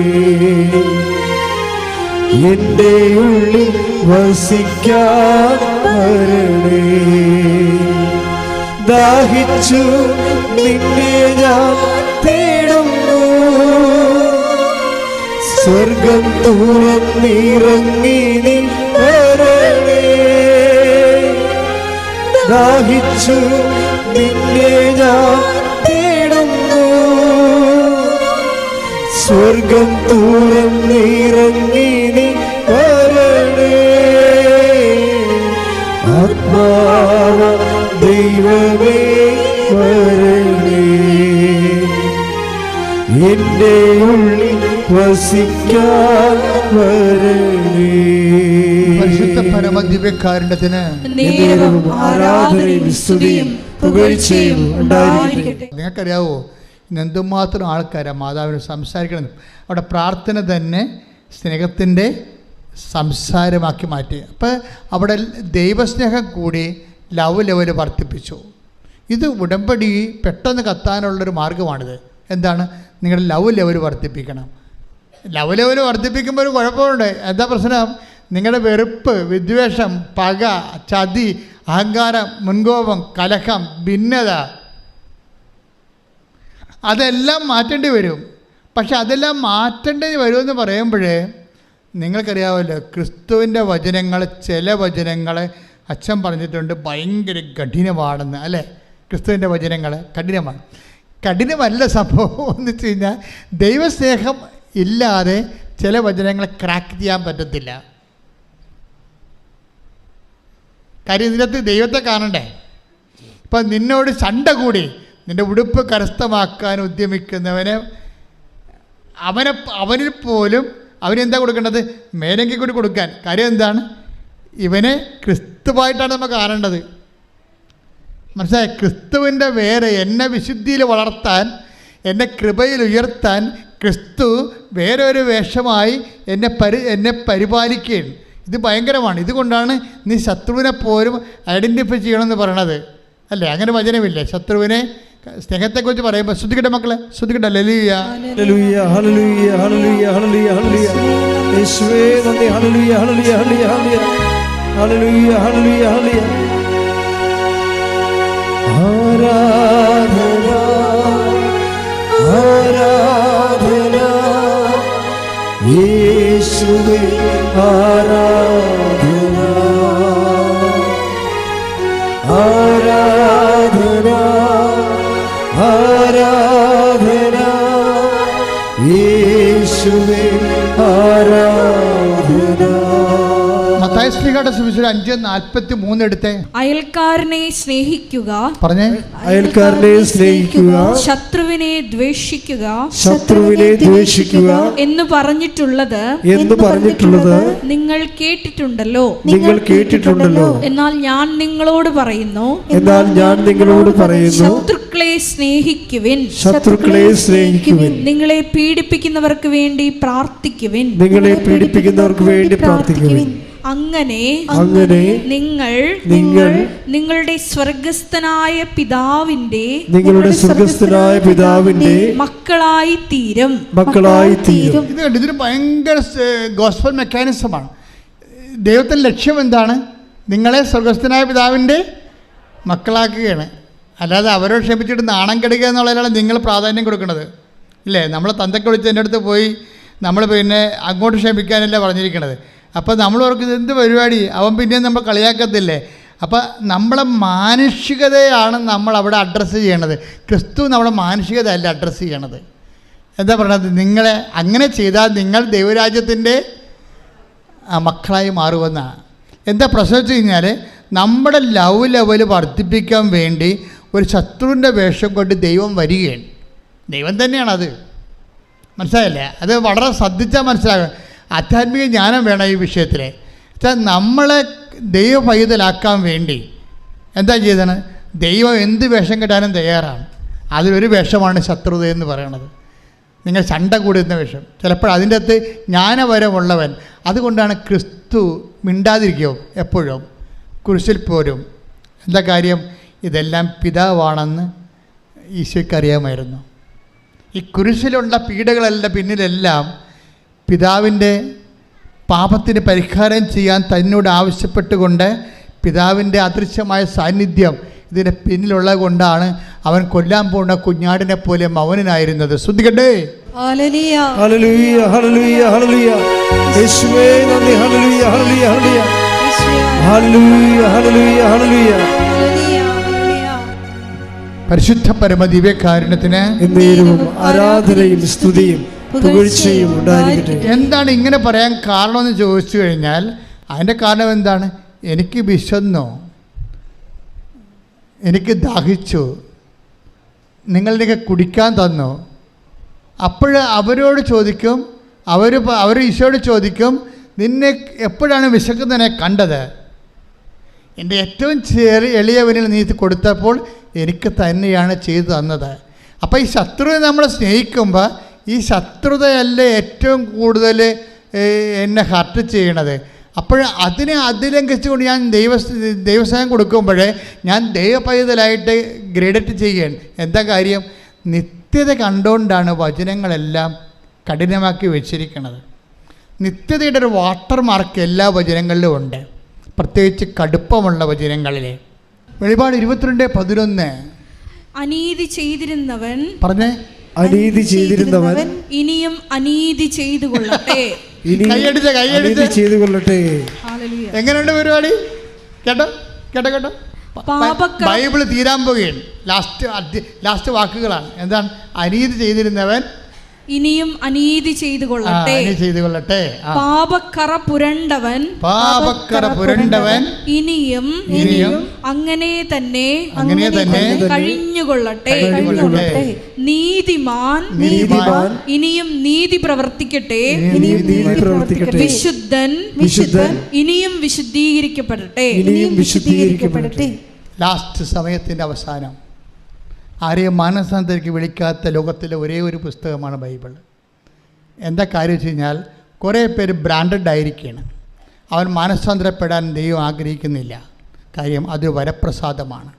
മാനസാന്തരം ദൈവം നിങ്ങൾക്ക് നൽകുന്ന മനസ്സലിവാണ്. കഠിനമായ മനസ്സുള്ളവർ കഠിനമായിട്ട് തന്നെ പോകട്ടെ എന്ന് പറയും. കഠിനമല്ലാതെ മനസ്സലിവുള്ളവനായി നിൽക്കട്ടെ, ഇനി സമയമില്ലെന്ന് പറയും. എല്ലാ മനുഷ്യരുടെ മുന്നിൽ ഈ സമയമില്ലാത്തൊരു സമയം വന്നിട്ട് പറയും, don't repeat, don't contrite, don't have contrition, don't repent. എന്നെയും നിൻ്റെയും മുഖത്ത് നോക്കി ദൈവം എന്നെങ്കിലും ഇനി മാനസാന്തരപ്പെടണമെന്ന് പറഞ്ഞാൽ ഒരു തീരുമാനമാകും. അപ്പോഴേ ഇതൊരു സമയമാണ്. മാനസാന്തരം ഒരു സമയമാണ്. ഹൃദയത്തിൻ്റെ അലിവ് ഞാൻ എപ്പോഴും ഓർക്കുകയും, ലേവ്യ പുരോഹിതൻ ബൈബിളിൽ കഥ പറയുമ്പോൾ കർത്താവ് അതിൻ്റെ അകത്ത് ഞാൻ പറഞ്ഞില്ല, നിത്യതയുടെ വാട്ടർ മാർക്ക് തന്നെ വെക്കും. നിത്യതയുടെ ഒരു ജലമുദ്ര വെച്ചിട്ടാണ് ബൈബിൾ ചെയ്തിരിക്കുന്നത്. ഇപ്പോൾ ഓരോ കഥ പറയുമ്പോഴും അതിൻ്റെ അകത്ത് ഈ നിത്യതയുടെ വാട്ടർ മാർക്ക് കാണാം. എന്താ പറയണത്? ഒരു മനുഷ്യൻ ചോദിച്ചു, നിത്യജീവൻ പ്രാപിക്കാൻ ഞാൻ എന്ത് ചെയ്യണം? അപ്പോൾ ഈശോ പറഞ്ഞു, നിയമത്തിൽ എന്താണ് എഴുതിയിരിക്കണത്? അപ്പോൾ അവരെന്ത് പറയും? എല്ലാത്തിനേക്കാളും ഒരു ദൈവത്തെ സ്നേഹിക്കുക, നിന്നെപ്പോലും നിൻ്റെ അയൽക്കാരനെ സ്നേഹിക്കുക. എന്നാൽ നീ പോയി അതുപോലെ ചെയ്യുക. അപ്പം അവൻ ചോദിക്കും, തിരിച്ചു ചോദിക്കും, ആരാണ് എൻ്റെ അയൽക്കാരൻ? അപ്പോൾ ഈശോ പറയും, ഒരു മനുഷ്യൻ ജെറുസലേമിൽ നിന്ന് ജെറീക്കോയിലേക്ക് പോവുകയായിരുന്നു. കള്ളന്മാരുടെ കൈ അകപ്പെട്ടു. അവൻ്റെ വസ്തുവകൾ അടിച്ചു മാറ്റിയിട്ട് അവനെ മൃതപ്രായനായിട്ട് വഴി തള്ളി. ആ വഴിക്കൊരു ലേവ്യൻ പോയി, ആ വഴിക്കൊരു പുരോഹിതൻ പോയി. രണ്ട് കക്ഷികളും ആൾത്താരയുമായിട്ട് ബന്ധപ്പെട്ട പാർട്ടിയാണ്. ലേവ്യനായാലും ശരി, അവരിൽ നിന്നാണ് പുരോഹിതനുണ്ടാകുന്നത്. അപ്പോൾ ഈ കർത്താവിനോട് അടുത്ത ശുശ്രൂഷ ചെയ്യുന്ന രണ്ട് കക്ഷികളെ ഈശോ കഥയിൽ കൊണ്ടുവരികയാണ്. എന്നിട്ട് കർത്താവുമായിട്ട് ഒരു അടുപ്പമില്ലാത്ത ഒരു സമറിയാക്കാരനെ കൊണ്ടുവരും. വ്യത്യാസം എന്താണെന്ന് ചോദിച്ചു കഴിഞ്ഞാൽ, ഈ രണ്ട് കക്ഷികളും എണ്ണയുമായിട്ട് കൈകാര്യം ചെയ്യുന്ന ആൾക്കാരാണ്. പുരോഹിതൻ എണ്ണയുമായിട്ട് കൈകാര്യം ചെയ്യുന്ന സദോക്ക് പുരോഹിതനാണ്. സോളമനെ എണ്ണ ഒഴിച്ച് വാഴിച്ച ആളാണ്. പുരോഹിതന് എണ്ണ കൈകാര്യം ചെയ്യേണ്ട ആളാണ്. ലേവ്യ പുരോഹിതനും എണ്ണ കൈകാര്യം ചെയ്യുന്ന ആളാണ്. പക്ഷേ ഈ രണ്ട് കക്ഷികളുടെ എണ്ണയില്ല. ഇനി ദൈവവുമായിട്ട് ബന്ധമില്ലാത്തൊരു മനുഷ്യന് എണ്ണയും കൊണ്ട് വരുന്നുണ്ട്. അവൻ്റെ പേരെന്താണ്? സമറിയക്കാരൻ. അവനിവനെ കണ്ടു, അടുത്ത് ചെന്നു എന്ന് ബൈബിൾ എന്നിട്ട് പറയും, അവൻ്റെ മനസ്സലിഞ്ഞു വന്നു. ശ്രദ്ധിക്കട്ടെ.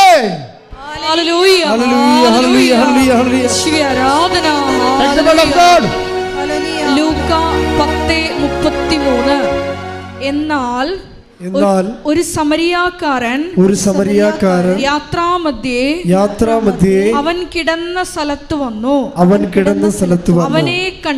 അവനെ കണ്ട് മനസ്സലിഞ്ഞ് അടുത്തു ചെന്ന് എണ്ണയും വീഞ്ഞും ഒഴിച്ച് അവന്റെ മുറിവുകൾ വച്ചുകെട്ടി തന്റെ കഴുതയുടെ പുറത്ത് കയറ്റി ഒരു സത്രത്തിൽ കൊണ്ടുചെന്ന് പരിചരിച്ചു. എൻ്റെ മക്കളെ, ഉടമ്പടി എടുത്തുകൊണ്ട് നിങ്ങൾ രോഗികളെ കാണുന്നു, പക്ഷെ മനസ്സറിയാതെ കാണാൻ പറ്റും. മനസ്സായില്ല? ഈ ഉടമ്പടി എടുത്തുകൊണ്ട് നിങ്ങൾ രോഗികളെ കാണുന്നു, അതുപോലെ തന്നെ ഓർഫണേജിൽ പോകുന്നു, വൃദ്ധസദനത്തിൽ പോകുന്നു, അവിടെ ഉടുപ്പലക്കുന്നു. പക്ഷേ എങ്ങനെയെങ്കിലും ദൈവം ഒന്ന് പ്രസാദിച്ച് എനിക്ക് ആ PR ഒന്ന് കിട്ടിയാൽ മതി.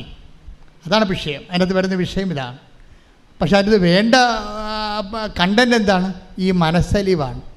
പ്രാർത്ഥിക്കുക, കർത്താവേ എനിക്ക് ഉടമ്പടി പ്രകാരം ദൈവസ്നേഹത്തോടെ എല്ലാ ദീനക്കാരിലും അങ്ങേ കാണുമ്പോൾ മനസ്സലിയാൻ എന്നെ സഹായിക്കണം. മനസ്സലിവ് ആദ്യം ഉണ്ടായത് ആർക്കാണ്?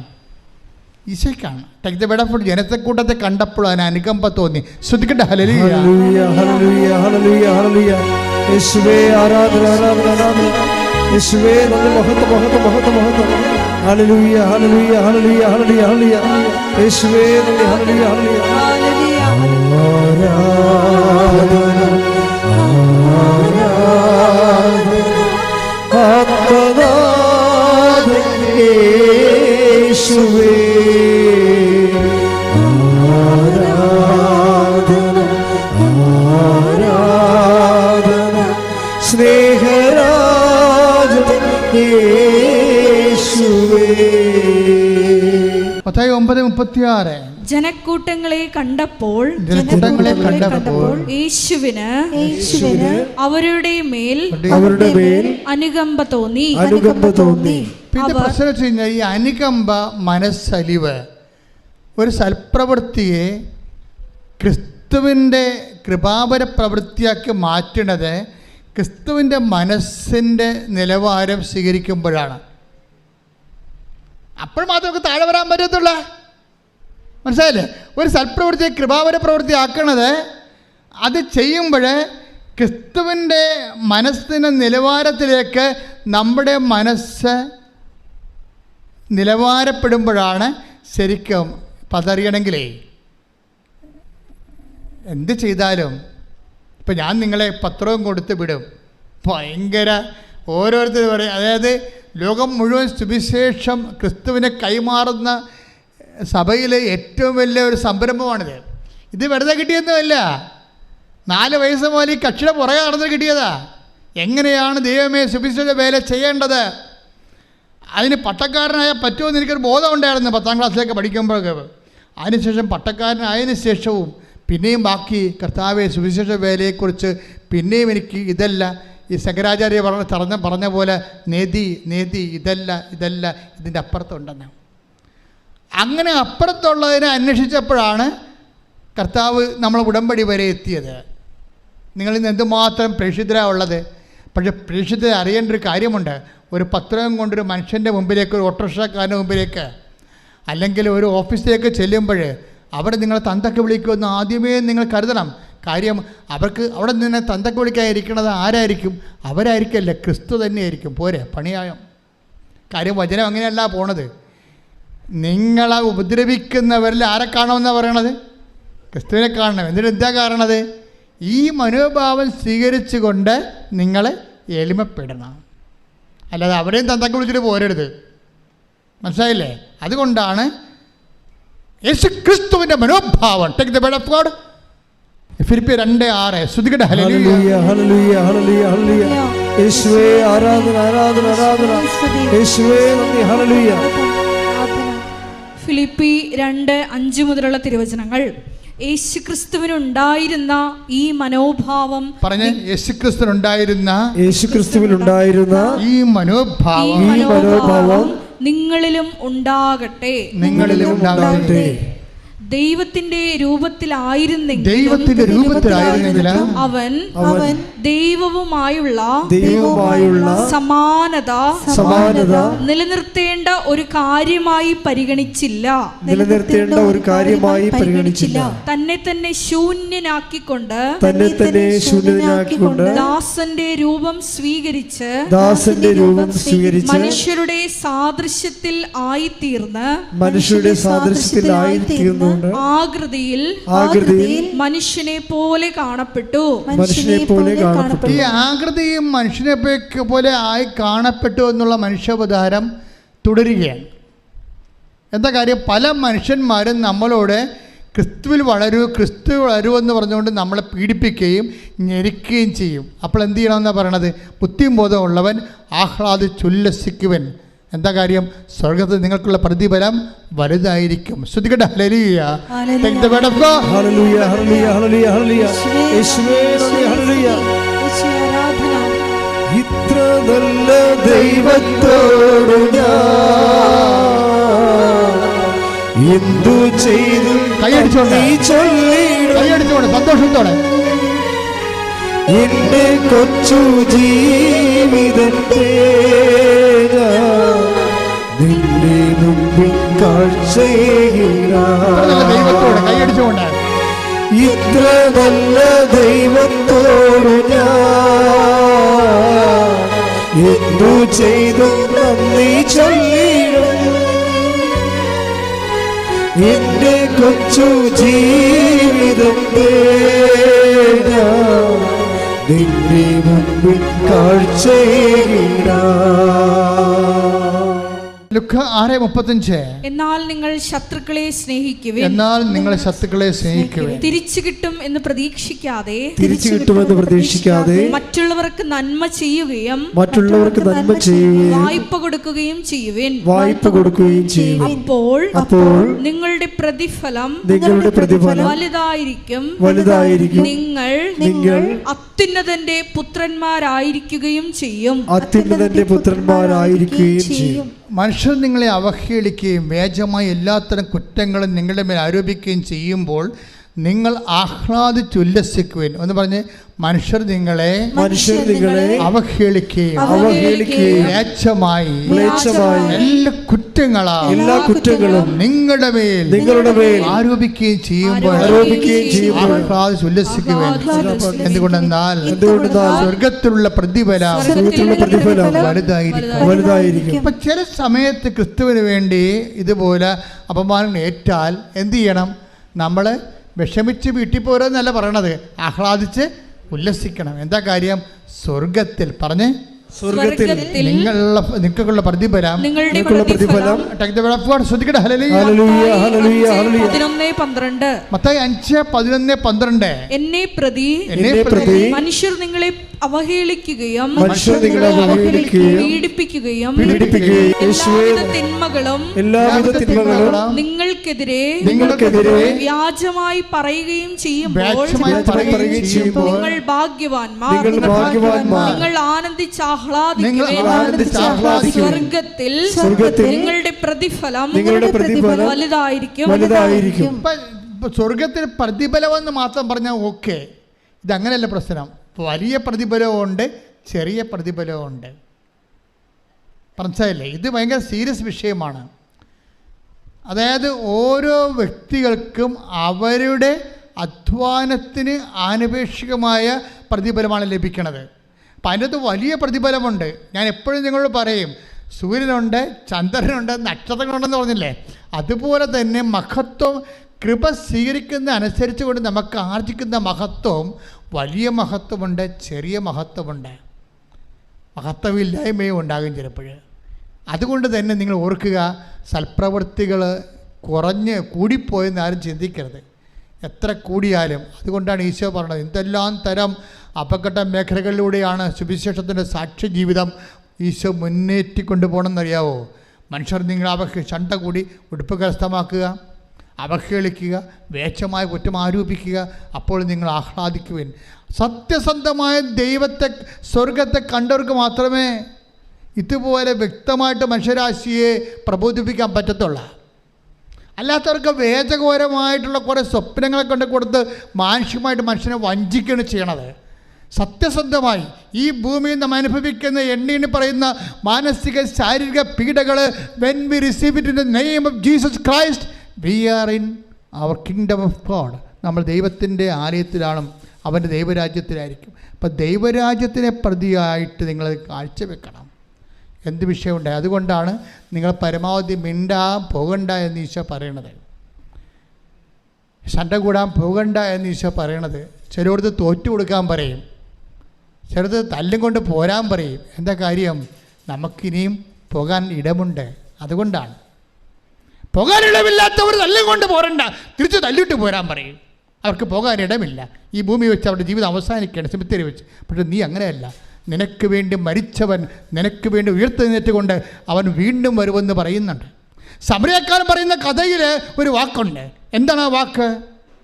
ആ മനുഷ്യനെ കൊണ്ട് സത്യത്തിലാക്കിയിട്ട് പറയും, 2 ദിനാറ കൊടുത്തിട്ട് പറയും, എന്തെങ്കിലും കുറവുണ്ടാകും, എനിക്കറിയാം, ഇവന് എന്തെങ്കിലും കുറവുണ്ടായാൽ ഞാൻ തന്നെ അത് നികത്താതിരിക്കത്തില്ല.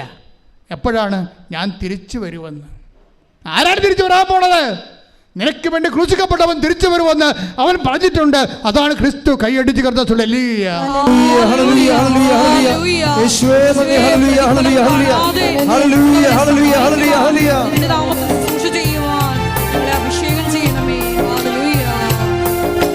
പാടി വാഴ്ത്തുന്നെല്ലാരും പ്രിയനേ നിൻ സ്നേഹം ഓർക്കുന്നെല്ലാരും, പാടി വാഴ്ത്തുന്നെല്ലാരും പ്രിയനേ നിൻ സ്നേഹം ഓർക്കുന്നെല്ലാരും.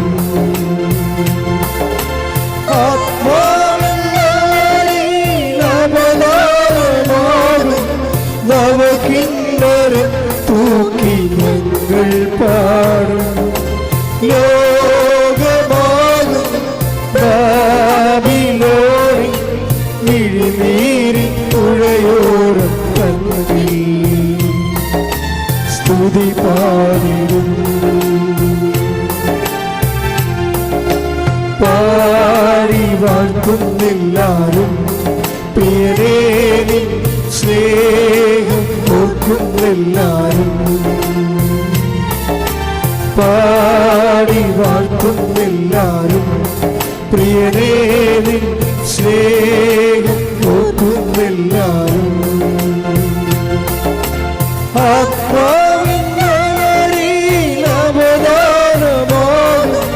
നവകിന്നരം തൂക്കി ഞങ്ങൾ പാടും. ലോകമാകും ബാബിലോണിൽ മിഴിനീരിൻ പുഴയോരം തങ്ങി സ്തുതി പാടിടും. പാടി വാഴ്ത്തുന്നെല്ലാരും പ്രിയനേ നിൻ സ്നേഹം ഓർക്കുന്നെല്ലാരും. പാടി വാഴ്ത്തുന്നെല്ലാരും പ്രിയനേ നിൻ സ്നേഹം ഓർക്കുന്നെല്ലാരും. ലൂക്ക 10:35. അടുത്ത ദിവസം അവൻ സത്രം സൂക്ഷിപ്പുകാരന്റെ കയ്യിൽ 2 ദനാറ കൊടുത്തിട്ട് പറഞ്ഞു, ഇവന്റെ കാര്യം നോക്കിക്കൊള്ളണം. കൂടുതലായി എന്തെങ്കിലും ചെലവാകുന്നെങ്കിൽ ഞാൻ തിരിച്ചു വരുമ്പോൾ തന്നുകൊള്ളാം. ഹല്ലേലൂയ, ആരാധന, ഹല്ലേലൂയ. പാടി വാഴ്ത്തുന്നെല്ലാരും പ്രിയനേ നിൻ സ്നേഹം ഓർക്കുന്നെല്ലാരും. എല്ലാവരും പാടി വാഴ്ത്തുന്നെല്ലാരും പ്രിയനേ നിൻ സ്നേഹം ഓർക്കുന്നെല്ലാരും.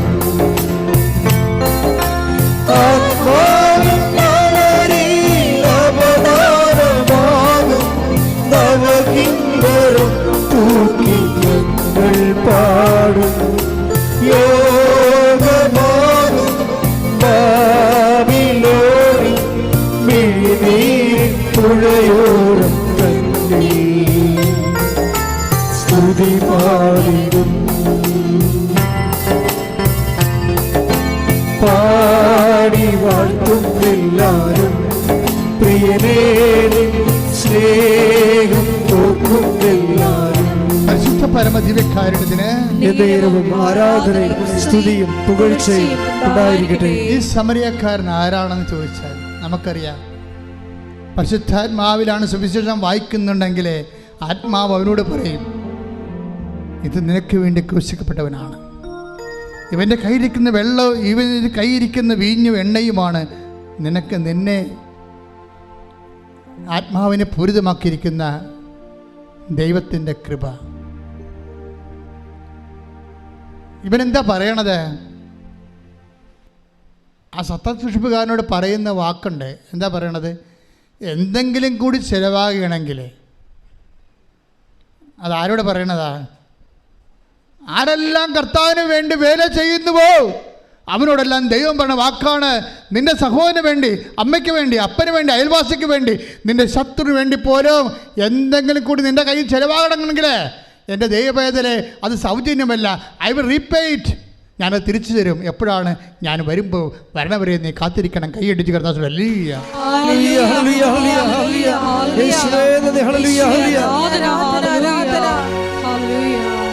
നിത്യതയിൽ അവസാനം ഈശോ വരുന്നത് വരാണ് ആ വിഷയം. നമ്മളെല്ലാം ഈ സൽപ്രവൃത്തികളും കൃപാവര പ്രവൃത്തികളും ചെയ്യണത് എന്തുകൊണ്ടാണ്?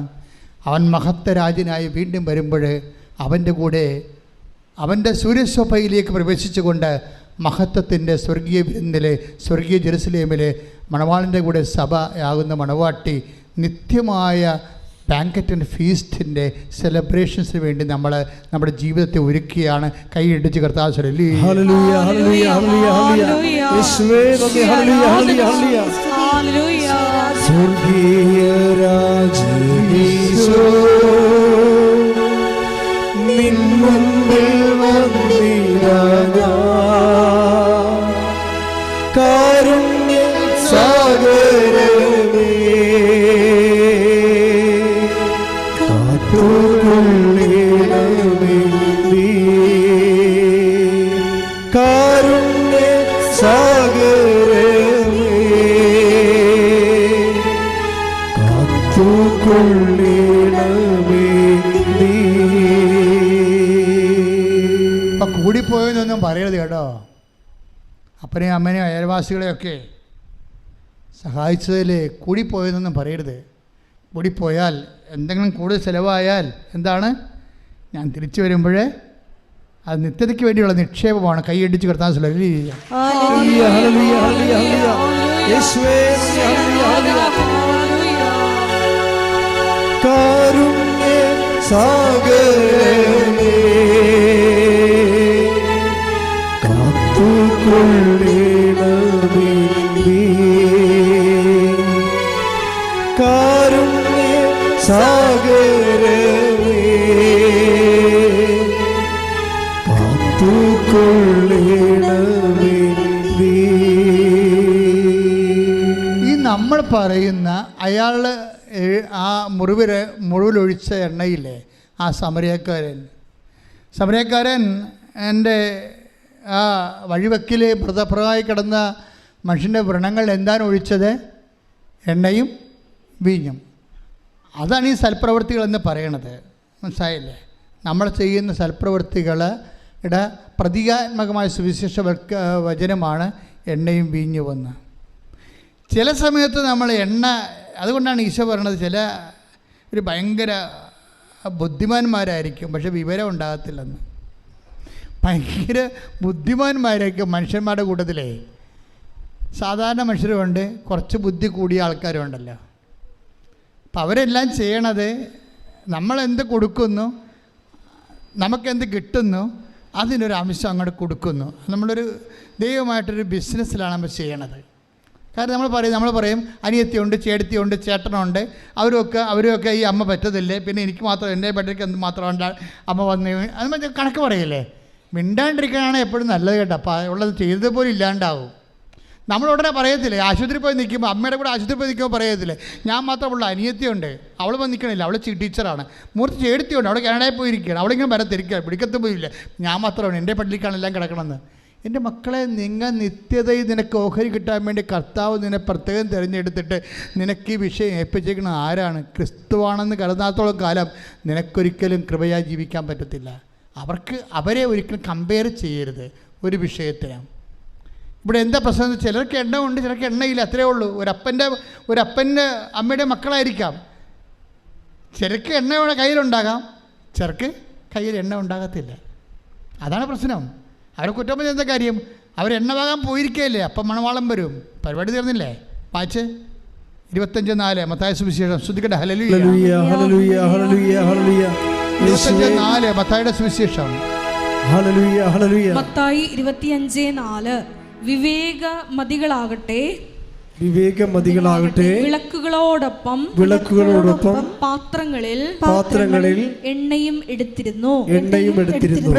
ഇപ്പൊ വിളക്ക് മാത്രം എടുത്തിട്ട് കാര്യമില്ല. ചില ആൾക്കാർ വചനം മാത്രമുണ്ട്, വിളക്കുണ്ട്, എണ്ണയില്ല. അതാണ് പ്രശ്നം. വിളക്ക് ഈ 10 കന്യകമാരുടെ കയ്യിലും വിളക്കുണ്ടേ. എല്ലാവരും ഈ വിശ്വാസത്തിൽ വിളക്കിൽ തന്നെ വിശ്വസിക്കണത്.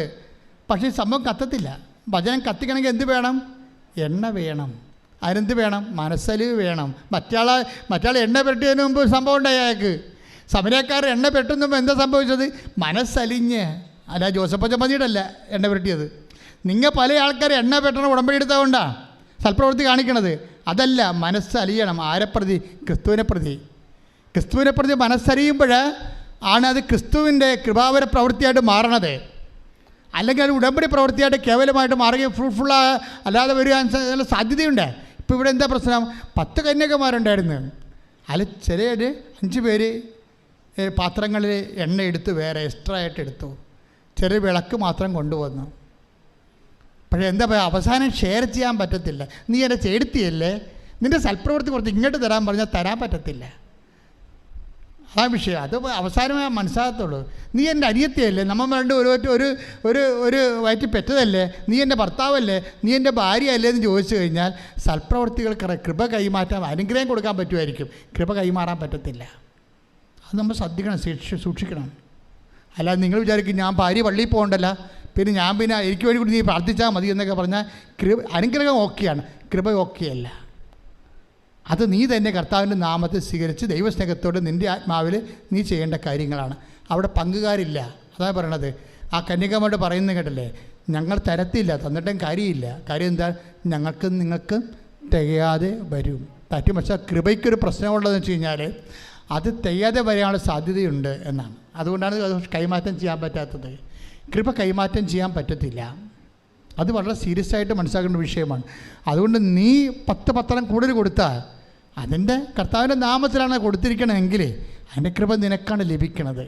അതുകൊണ്ട് ഇവിടെ വെച്ച് നീ കൃപയുടെ കോടീശ്വരനാകാൻ നോക്കണം.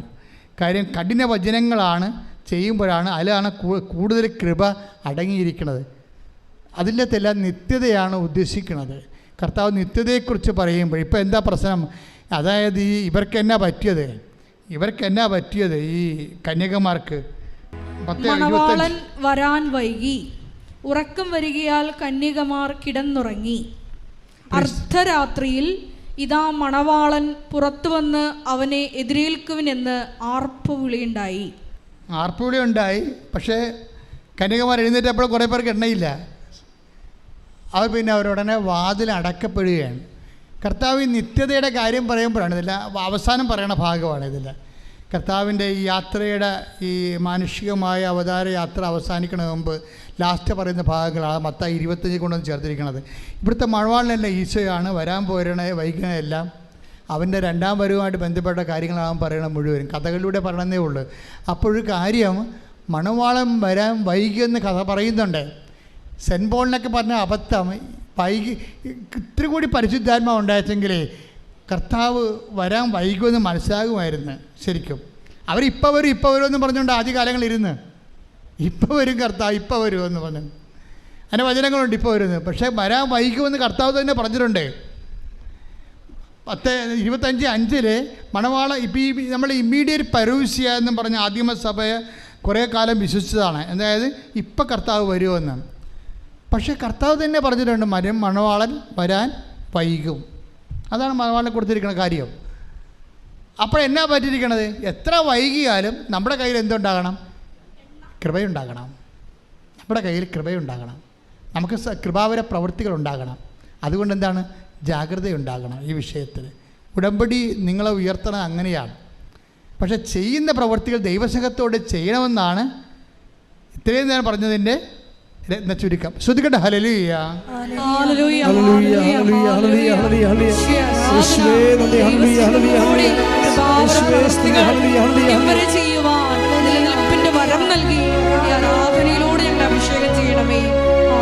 എല്ലാവരും എഴുന്നേൽക്കുക. അച്ഛൻ പ്രാർത്ഥിക്കുമ്പോൾ വിശ്വാസത്തോടെയും സന്തോഷത്തോടെയും പ്രാർത്ഥിച്ചുകൊണ്ട് സ്തുതിച്ചുകൊണ്ടിരിക്കണം. ഈ സമയം ഒരു വല്ലാത്ത സമയമാണ്. കർത്താവിൻ്റെ കൃപ അനേകം മക്കളിലേക്ക്, എല്ലാം രാജ്യങ്ങളിലേക്കും കർത്താവ് തന്നെ വിളിച്ചപേക്ഷിക്കുന്നവരെ സഹായിക്കുന്ന കൃപയാണ്. അത്തരം സാക്ഷ്യങ്ങൾ നമ്മൾ ഒത്തിരി കേട്ടിട്ടുണ്ട്. ആരാധന നടക്കുന്ന സമയം, അമ്മ മാതാവ് ജീവനോടെ പ്രത്യക്ഷപ്പെട്ട സമയം, ദുരന്തം ഉണ്ടാകാൻ പോകുന്ന പ്രാർത്ഥിക്കണമെന്ന് പറഞ്ഞ സമയം, ജീവിത ദുരന്തങ്ങൾക്കെല്ലാം പ്രതിവിധി പ്രാർത്ഥനയാണെന്ന് നമ്മൾ പറഞ്ഞത് പരിശുദ്ധ അമ്മയാണ്. അമ്മ മാതാവിൻ്റെ പ്രത്യക്ഷീകരണത്തിൻ്റെ അടയാളമായിട്ടാണ് നമുക്ക് ഉടമ്പടി പ്രാർത്ഥന ദൈവം നൽകിയത്. അതാണ് നമ്മൾ ജീവിക്കുന്നത് ഇപ്പോഴ്. ഉടമ്പടി ഒരു പ്രവർത്തനം മാത്രമല്ല, ഒരു ജീവിതമാണ്. കർത്താവേ, നിൻ്റെ മക്കൾക്ക് വേണ്ടി ഞാൻ പ്രാർത്ഥിക്കണം. ഈശോ ശ്രദ്ധിക്കട്ടെ. ഹല്ലേലൂയ, ഹല്ലേലൂയ. കർത്താവേ, നിൻ്റെ മക്കൾക്ക് വേണ്ടി പ്രാർത്ഥിക്കുന്നു. കർത്താവേ, നിൻ്റെ വിശുദ്ധ പൗരോഹിത്യത്തെ മഹത്വപ്പെടുത്തണം. കർത്താവേ, കർത്താവെ സഭയിലുള്ള സാന്നിധ്യം പ്രകടമാക്കണം കർത്താവെ. കർത്താവെ നിന്റെ തിരുമുറുപാർന്ന വലതുകരം, ആണിപ്പഴും ആളുന്ന അത്ഭുതകരം ഓരോ മകന്റെ മേലും മകളുടെ മേലും ഇപ്പൊ വെക്കണമെന്ന് പ്രാർത്ഥിക്കുന്നു കർത്താവെ. അടിപ്പിണർ പോലെ, വൈദ്യാഘാതം പോലെ, ദൈവിക ശക്തി ഉച്ചമുതൽ ഉള്ളംകാല് വരെ കർത്താവിന്റെ രക്തം പടരട്ടെ. രോഗികളായ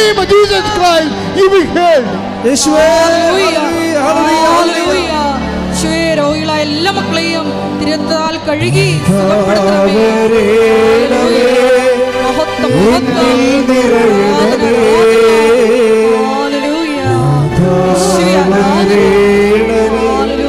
സൗഖ്യം നൽകണമേ, നാഥാവരേണമേ, എന്നിൽ നിറയണമേ, നാഥാവരേണമേ, സൗഖ്യം നൽകണമേ. എൻ്റെ പ്രിയപ്പെട്ടവരെ, ഒരു മകനെപ്പോലും മകളെപ്പോലും തന്നെ വിളിച്ചപേക്ഷിക്കുന്ന, നാമം വിളിച്ചപേക്ഷിക്കുന്ന ഒരു മകനെപ്പോലും കർത്താവ് ഒഴിവാക്കത്തില്ല. നിങ്ങൾ ധൈര്യമായിട്ട് രോഗമുള്ളിടത്ത് കൈകൾ വെച്ചുകൊണ്ട് പ്രാർത്ഥിക്കട്ടെ. സ്തുതിക്കട്ടെ, സ്തുതിക്കട്ടെ, സ്തുതിക്കട്ടെ. കർത്താവിൻ്റെ ഉന്നതമായ നാമത്തില്, സഭയുടെ അധികാരത്തില്, കുരിശിൻ്റെ അടയാളത്തില്, ദൈവത്തിൻ്റെ ശക്തിയാൽ, ഈ അൾത്താറയിൽ നടന്ന 10,000-കണക്കിന് ആരാധന ശക്തിയാൽ മാരക രോഗങ്ങൾ, തീരാവേദികൾ, ജീവിത ദുരിതങ്ങൾ എൻ്റെ കർത്താവിൻ്റെ ഉന്നതമായ നാമത്തിൽ മാറിപ്പോകട്ടെ. കർത്താവേ, നിന്റെ ശക്തി ഒഴുക്കണമേ കർത്താവേ, നിന്റെ രക്തം ഒഴുക്കണമേ കർത്താവേ. കണ്ണീരോടെ പ്രാർത്ഥിക്കുന്ന കർത്താവേ, എല്ലാ പേശികളിലും, കോശങ്ങളിലും, അസ്ഥികളിലും, സന്ധികളിലും വാതരോഗങ്ങൾ, പിസ്തുല രോഗങ്ങൾ, പിസ്വർ രോഗങ്ങൾ, ഹൃദയരോഗങ്ങൾ, കരരോഗങ്ങൾ, കിഡ്നി രോഗങ്ങൾ, തൈറോയ്ഡ് രോഗങ്ങൾ, ബ്രെയിൻ്റെ അസുഖങ്ങൾ യേശു ക്രിസ്തുവിൻ്റെ നാമത്തിൽ, മാരകരോഗങ്ങൾ, ത്വക്ക് രോഗങ്ങൾ യേശുവിന്റെ നാമത്തിൽ, യേശുവിന്റെ നാമത്തിൽ മാറിപ്പോകട്ടെ. ശ്രുതിക്കട്ടെ. ഹല്ലേലൂയ, ഹല്ലേലൂയ, ഹല്ലേലൂയ, യേശുവേ, ഹല്ലേലൂയ, ഹല്ലേലൂയ, ഹല്ലേലൂയ, മഹത്വം, ആരാധന, ആരാധന. എന്നിൽ നിറയണമേ, നാഥാവരേണമേ, സൗഖ്യം നൽകണമേ, നാഥാവരേണമേ, എന്നിൽ നിറയണമേ, നാഥാവരേണമേ, സൗഖ്യം നൽകണമേ. പരിശുദ്ധ പരമദിവ്യകാരുണ്യത്തിന് പരിശുദ്ധ പരമദിവ്യകാരുണ്യത്തിന് ആരാധനയും സ്തുതിയും പുകഴ്ചയും ഉണ്ടായിരിക്കട്ടെ. പരമദിവ്യകാരുണ്യത്തിന് ആരാധനയും സ്തുതിയും പുകഴ്ചയും ഉണ്ടായിരിക്കട്ടെ. അടിപ്പിണറിൻ്റെ സൗഖ്യത്തിൻ്റെ സമയമാണിത്. ദൈവികമായ കൃപ നമ്മളിലെ ഓളം മുട്ടുന്ന സമയമാണിത്. കർത്താവ് ഒരു മനുഷ്യനെ പോലും കണ്ണീരോടെ വരും കൈയോടെ പറഞ്ഞു വിടത്തില്ല. അവർ കണ്ണുനീരോടെയാണ് വരുന്നത്. ഞാനവരെ ആശ്വസിപ്പിച്ച് പറഞ്ഞേക്കുമെന്ന് പറഞ്ഞത് ദൈവത്തിൻ്റെ വചനമാണെങ്കിൽ ആകാശം മാറിയാലും ഭൂമി മാറിയാലും മാറാത്ത വചനം ഇപ്പോൾ നിന്നെ ആശ്വസിപ്പിക്കുന്ന സമയമാണ്. ശ്രദ്ധിക്കട്ടെ.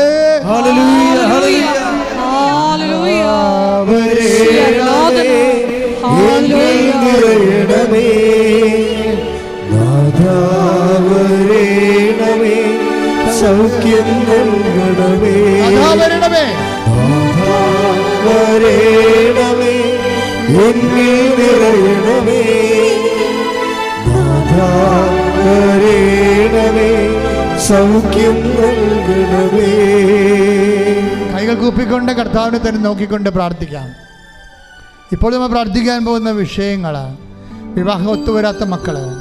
കൈകൾ കുപ്പി കണ്ണുകൾ തുറന്ന് കർത്താവിനെ നോക്കിക്കൊണ്ട് മനസ്സിൽ പ്രാർത്ഥിച്ചുകൊണ്ടിരിക്കുക. ഇപ്പോൾ നമ്മൾ പ്രാർത്ഥിക്കാൻ പോകുന്ന വിഷയങ്ങൾ, വിവാഹം ഒത്തുവരാത്ത മക്കൾ, കുഞ്ഞുങ്ങളില്ലാത്ത ദമ്പതികൾ, പരസ്പരം വിഘടിച്ച് വഴക്കിട്ട് അകന്നുപോയി കോടതി കേസാകാൻ പോകുന്ന ദമ്പതികൾ, ജോലിയില്ലാത്തവർ, വീടില്ലാത്തവർ, വീട് സ്ഥലവുമില്ലാത്തവർ, മക്കൾ വിദേശങ്ങൾ പഠിക്കാൻ പോയിട്ട് അവർക്ക് പരീക്ഷ എഴുതാൻ പറ്റാതെ നിൽക്കുന്നവർ, അവർക്ക് ജോലി കിട്ടാത്തവർ, PR കിട്ടാത്തവർ, അവർക്ക് വാടക വീട് പോലും കിട്ടാതെ അലയുകയും ഇപ്പോഴും ഇവിടുന്ന് പൈസ അയച്ചു കൊടുത്തുകൊണ്ടിരിക്കുന്നവർ, നാട്ടിൽ ജോലിയില്ലാതെ വിഷമിക്കുന്നവർ, വളരെ സാമ്പത്തികമായ തകർച്ചകളിലൂടെ കടന്നു പോകുന്നവർ, സ്ഥലം വിൽക്കാനുള്ളവർ, വിൽക്കാൻ പറ്റാത്തവർ, രക്ഷപ്പെടാനോ വീട് സ്ഥലവും പോലും ഇല്ലാത്തവർ, എല്ലാം കൊണ്ടും തകർന്ന് തരിപ്പണമായി ഞെരിഞ്ഞമരുന്നവരെ മാതാവേ, അമ്മ മാതാവേ, ജീവനോടെ പ്രത്യക്ഷപ്പെട്ട ഉടമ്പടി നൽകിയ അമ്മ പരിശുദ്ധമ്മ ദേവമാതാവേ,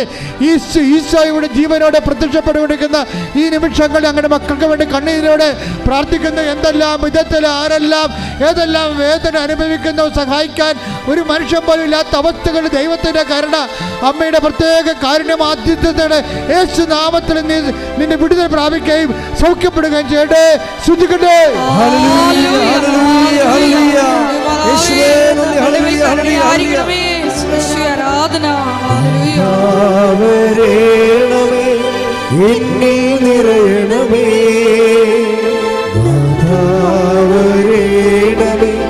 സൗഖ്യം നൽകണമേ, നാഥാവരണമേ, എന്നിൽ നിറയണമേ, നാഥാവരണമേ, സൗഖ്യം നൽകണമേ. മുട്ടി നിൽക്കുക. മൗനപ്രാർത്ഥനയുടെ സമയമാണ്. അച്ഛൻ വിട്ടുപോയ വിഷയങ്ങൾ, എൻ്റെ മക്കളുടെ സ്വകാര്യ കാര്യങ്ങൾ കണ്ണീരുടെ മാതാവിൻ്റെ മധ്യശീശയ്ക്ക് സമർപ്പിക്കുക. ഓൺലൈനിലുള്ളവർ ഇപ്പോഴത് തന്നെയാണ് പ്രാർത്ഥിക്കേണ്ടത്.